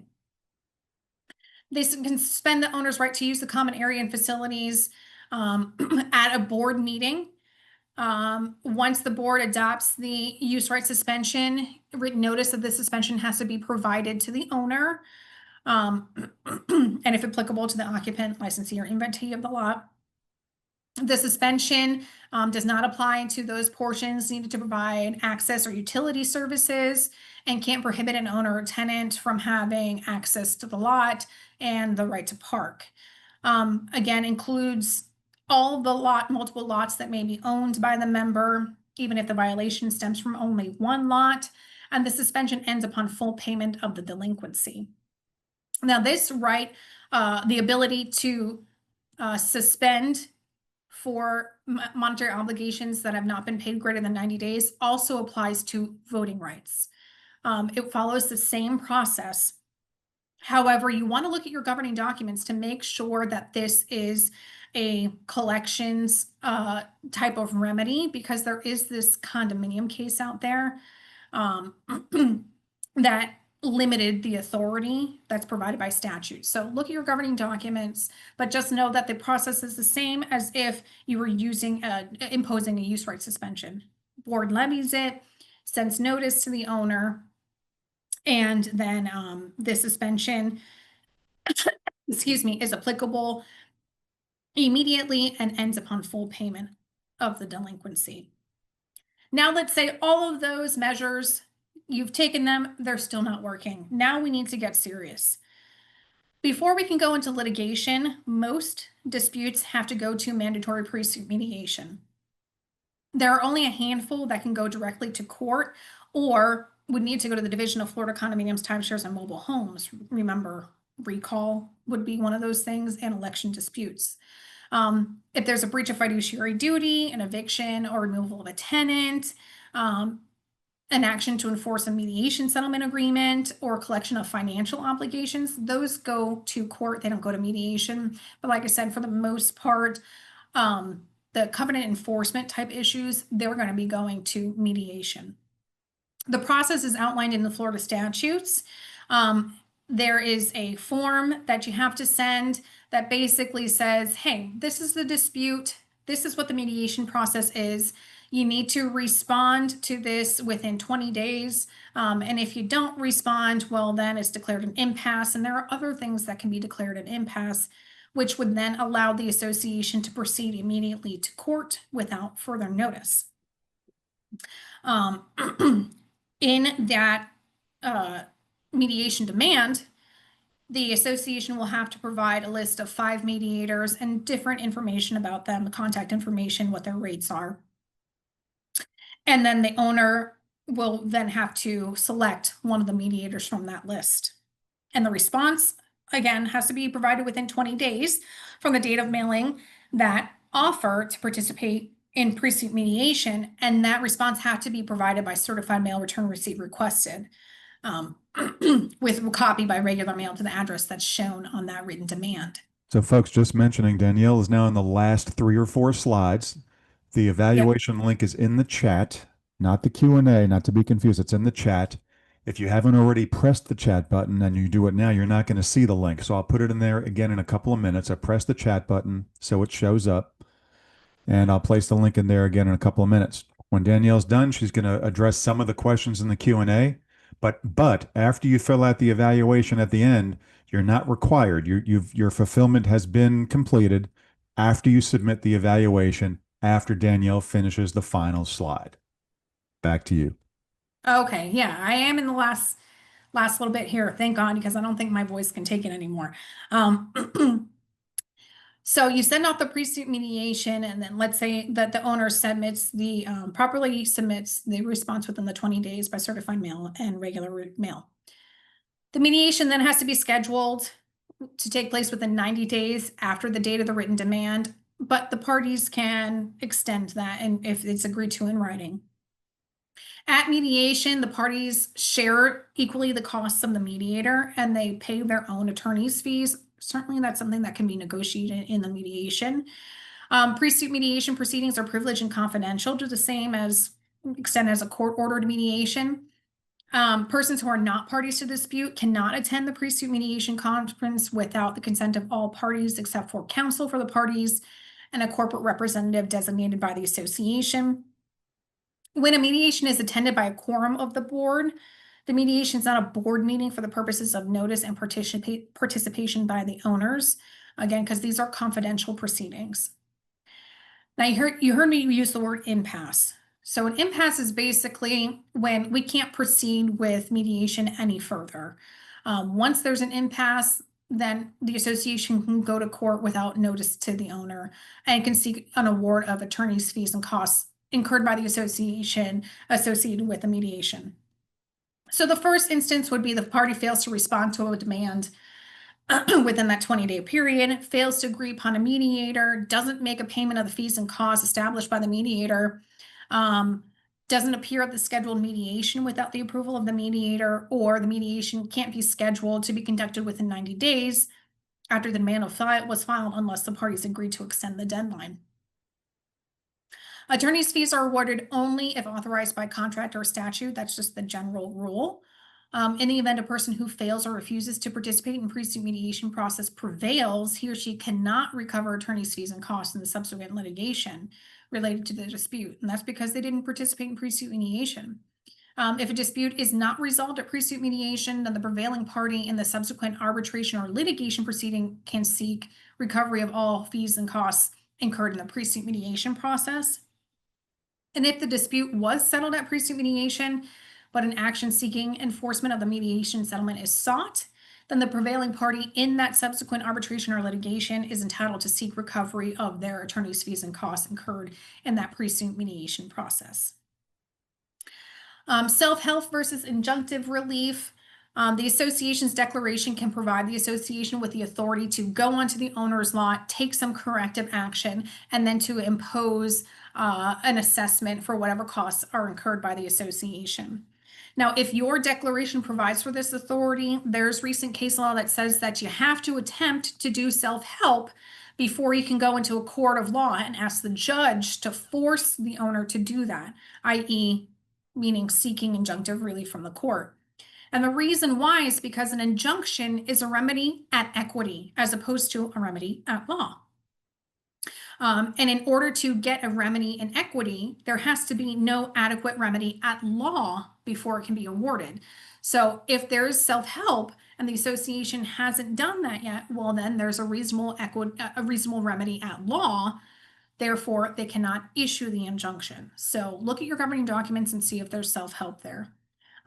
this is the end of the presentation. Interestingly, I don't remember there being the recall section here. Just know that board members are subject to recall. It's done by membership vote, can be done at a special meeting or by written agreement. There's a statutory process for it.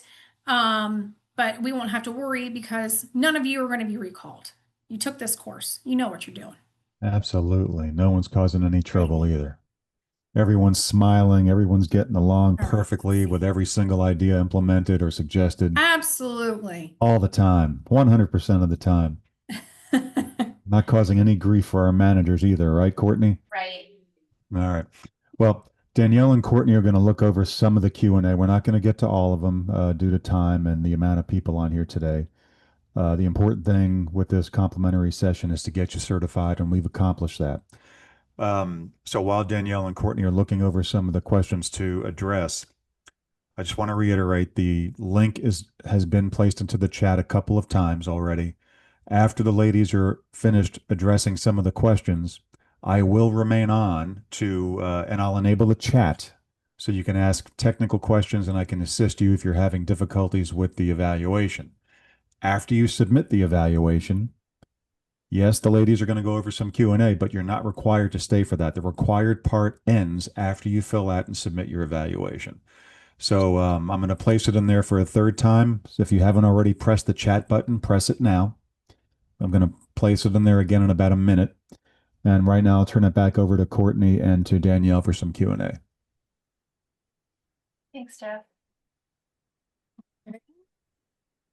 So wherever you want to start, Danielle, there's a couple of good ones. Did you want me to read some or do you Sure, go ahead. So somebody asked this question twice and it's the first one. So I figured we'd answer this one. We have some new board members who use transparency as an excuse to communicate regularly to residents with active social media posts. Oof. What is your advice for overzealous communicators? Social media. This is a Danielle question, but oh my God, I'm 53. I'm 54, so I'm just closing that now. So I was managing on site back when the internet was in its infancy and social media and community associations, bad idea. Yes, anyway, with that, back to you, Danielle. Sorry. I just that hit a nerve. Back to you. No problem. So it's not typical that we get the overzealous communicators from the board side. Honestly, the more information you provide to your members, so long as it's not breaking any kind of confidence, I say the better. You know, the question we always get is, oh, we have association members who are creating these unofficial groups and bashing the board members or bashing management. I think in those cases, yeah, you have the ability to look at what the contents of the postings are and then take action appropriately. But as far as like owners, wait. Another attorney, Kirsten, was just calling me. You know, that's not an often an issue. You know, I think it's not necessarily something that's a legal issue. It's really a personality issue. And it's something that you guys should approach at a board level and a director to director level to discuss. See, way too often there's a lot of dirty laundry being aired on social media, and they use the Yeah. excuse, oh, it's a private group. But there's nothing to stop somebody from taking a cell phone, taking a screenshot of something, putting it out there, and then you never know what kind of harm you're going to be causing. And on top, you can tell it hit a nerve. And on top of that, you can screw up your property values. People are going to see this once it's online, it's out there. I've had some really bad experiences with social media and communities. And Bad idea. Yeah. Bad idea. be careful. Like people have posted pictures of like, I get it, kids are kids, but people have posted pictures of kids and not like blurred their face out, like doing things they shouldn't be doing, but still like you have to be very careful. Like you shouldn't be doing that kind of stuff. Even with these so-called private groups. Yeah, like if you want to say like, hey, there's a board meeting tonight, okay, but posting like, hey, this kid was playing in Ding Dong Ditch and, you know, that just, it gets really, really sticky. All right. Sorry for my Yeah, rant. and you No, know, it's there's not much you can do to shut down the communication unless there's something illegal occurring in the communication, right? So it is difficult to monitor what's happening on social media with regard to your association. It is. I'm sorry, but I'm not an attorney. That was my manager's cap on. So sorry about that, from back when I was No, on the no, no, field it's fine, it's back in the fine. day. So let me see here about agendas. So all meeting notices do have to have agendas. It's just the annual meeting is not required to, though we strongly suggest that you do have an agenda. And I absolutely agree with the ability to look at an agenda and for an owner to determine whether or not I want to go speak on that particular item. You know, a lot of associations, it says, okay, with specificity. Well, what does that exactly mean? What do we need to provide? And I always tell them, provide enough information for an owner to look at it and determine, do I want to go there and listen to them talk about this? Do I care about this issue? You know, it doesn't have to be super long, but, providing like the word fines is not specific enough. Like, what fines are we talking about here? So think you have to be reasonable and use a reasonable business judgment when you're preparing an agenda, so that it is specific enough for people to actually make a determination and say, oh, okay, this is clear. Does a proxy have to be signed by each and every owner? No, it just needs to be signed by a person who has the authority to cast the vote for that lot. And yes, those proxies do become part of the official records of the association. When you have secret voting, secret absentee balloting, you have a double envelope system. So if you have proxy voting, your vote was never secret to begin with. So I don't think proxies should be banned. You might be thinking of like a That's- limited proxy where they're voting on a specific thing, but a Right. general proxy is just assigning A general proxy holder will get a ballot at the meeting, Yeah. and they vote as if they were the member. For the most part, though, we are seeing more and more limited proxies be used because we want to ensure that the intent of the member who holds the voting right is conveyed to the membership vote. Can a board vote in private session approval of a contract and their president sign the contract based on the private board meeting? So it depends what the contract is about. If it's like a settlement of pending litigation, then they could hold a closed board meeting to do that. It depends on the circumstances. Generally speaking, if it's like a landscaping contract, well, that should be approved at an open board meeting and then signed after the board meeting. But it depends on the particular circumstances. It could be something that's attorney-client privilege. I really don't know. Can pooling feature of Google or Facebook qualify as electronic voting? No. No. You have to have an electronic voting system that satisfies the statutory requirements.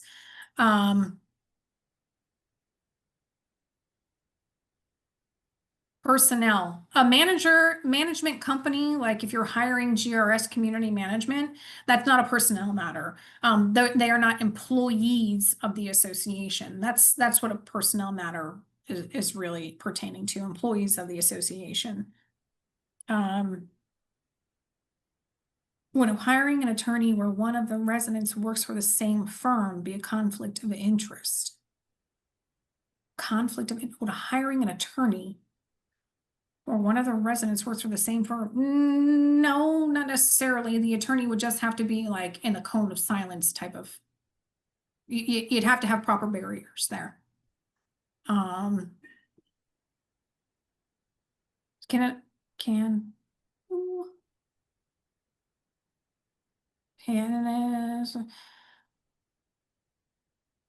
Can an accessible electronic record storage qualify and substitute for copy of official record? Like a You Google, can have like Google Docs or something like that. okay, well, I'm not techie. I don't know what Google Docs is. But you can certainly have your official records stored in an electronic platform. So, and if that's something that's accessible to your members, I mean, even better, because you can then have, your owners access and inspect the records via whatever that cloud-based service is. You just want to make sure that whatever you're providing access to isn't going to be an official record that has protected information. Remember, whatever documents you are posting, if there's protected information, you have to redact it from the website posting.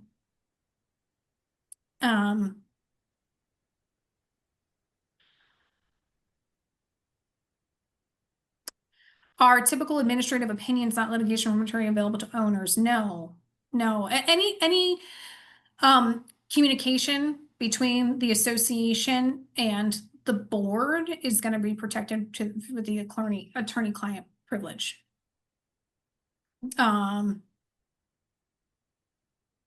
Well, our attorney said that we can use the reserve funds for whatever. Can an owner request to see this actual legal opinion? The owner can request to see the actual legal opinion, but it's the board who holds the ability to waive the attorney-client privilege for that particular item. You are certainly, as an owner, entitled to go and obtain your own legal opinion, but I think what you learned from here is that some reserves are not statutory reserves. So it may be that the reserves that they're referring to are non-statutory reserves, therefore the funds can be used for whatever items. It's like a, discretionary piggy bank. Let me see. Oh, I see the question about the Google Drive there. Yeah, I mean, it's just got to be something that is password protected, that allows only the users who Right. want to be able to see the stuff to see the stuff.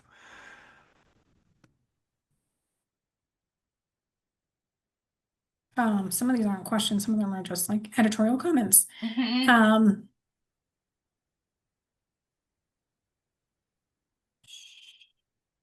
Can dollar value of manager contract with association be redacted? No, I mean, it's gonna be part of your budget as a line item regardless. You wanna know how much your association is spending on certain things. Danielle, take a look at the Zoom chat for a second. I wrote you a little something. Yes, I saw. I'll do a couple more.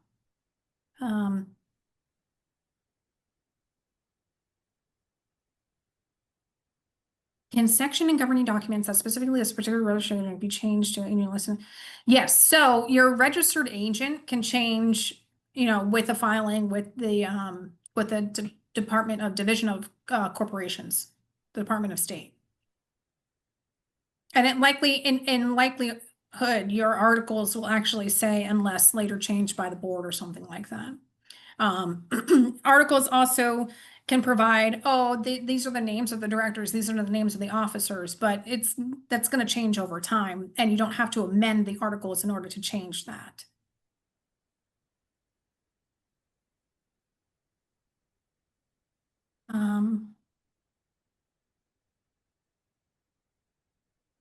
A lake depends. This person is asking about like architectural control of a property where it can be seen from someplace else. So the lake, if it's a common area, then yeah, your backyard could be subject to architectural control covenants.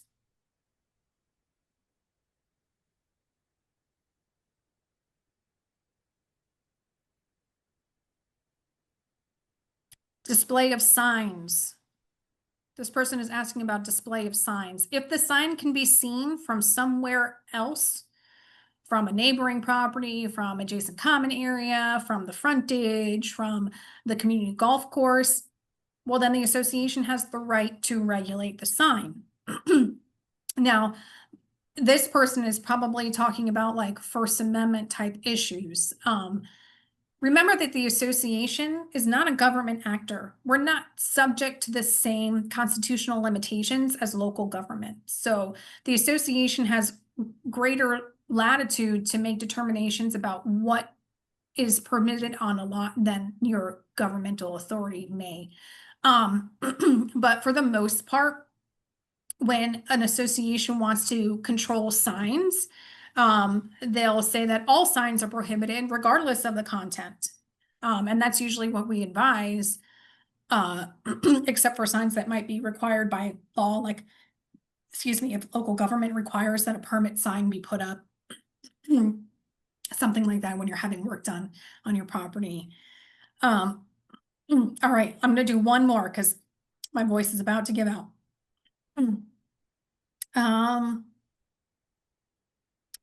Let's see. Can foreclosure for lien by HOA if home is primary residence? Yeah, the HOA can foreclose your home even if it's your primary residence. So since that was an easy one, how does an HOA go about limiting property for renting and length of term of the lease? They would amend the declaration. And there is a statutory application issue now when it comes to amendments that affect leasing. It's similar to the condo type, but generally speaking, an amendment that would affect leasing has to be in the declaration and is going to be effective against those owners who approve the amendment or those owners who take title after the amendment has been recorded. So, all right, that's going to be it for me. I'm not going to be able to talk for the rest of the day. Over and out. Over and out. Well, thank you. Thank you guys so much for having me. Thank you for listening to me drone on and on about homeowners associations. Again, if you're looking for those continuing education requirements, we're going to have those classes posted up on our events page, our calendar, excuse me, on kbrlegal.com. More to come on that. Absolutely. Normally we're a lot faster at getting several months ahead, but you're going to notice this summertime we've been slower than usual because we are awaiting certain approvals for certain things that we don't want to jump the gun and take up attorneys' times with stuff. Like we anticipate the condo cert and condo CEU coming up very shortly too. So like Danielle mentioned, over the next couple of days, certainly by next week, we're going to have September, October, and even into November much more populated. And then we'll be back to normal in season with getting these things in a more timely fashion. It's just a matter of waiting for the division to get back to us with these instructions. So Danielle, I know you have to head out. The best way to reach you is dbrennan@kbrlegal.com, correct? Yep. All right. And all right. Thank you guys. Thank you so much. Thank you, Danielle. see you next time.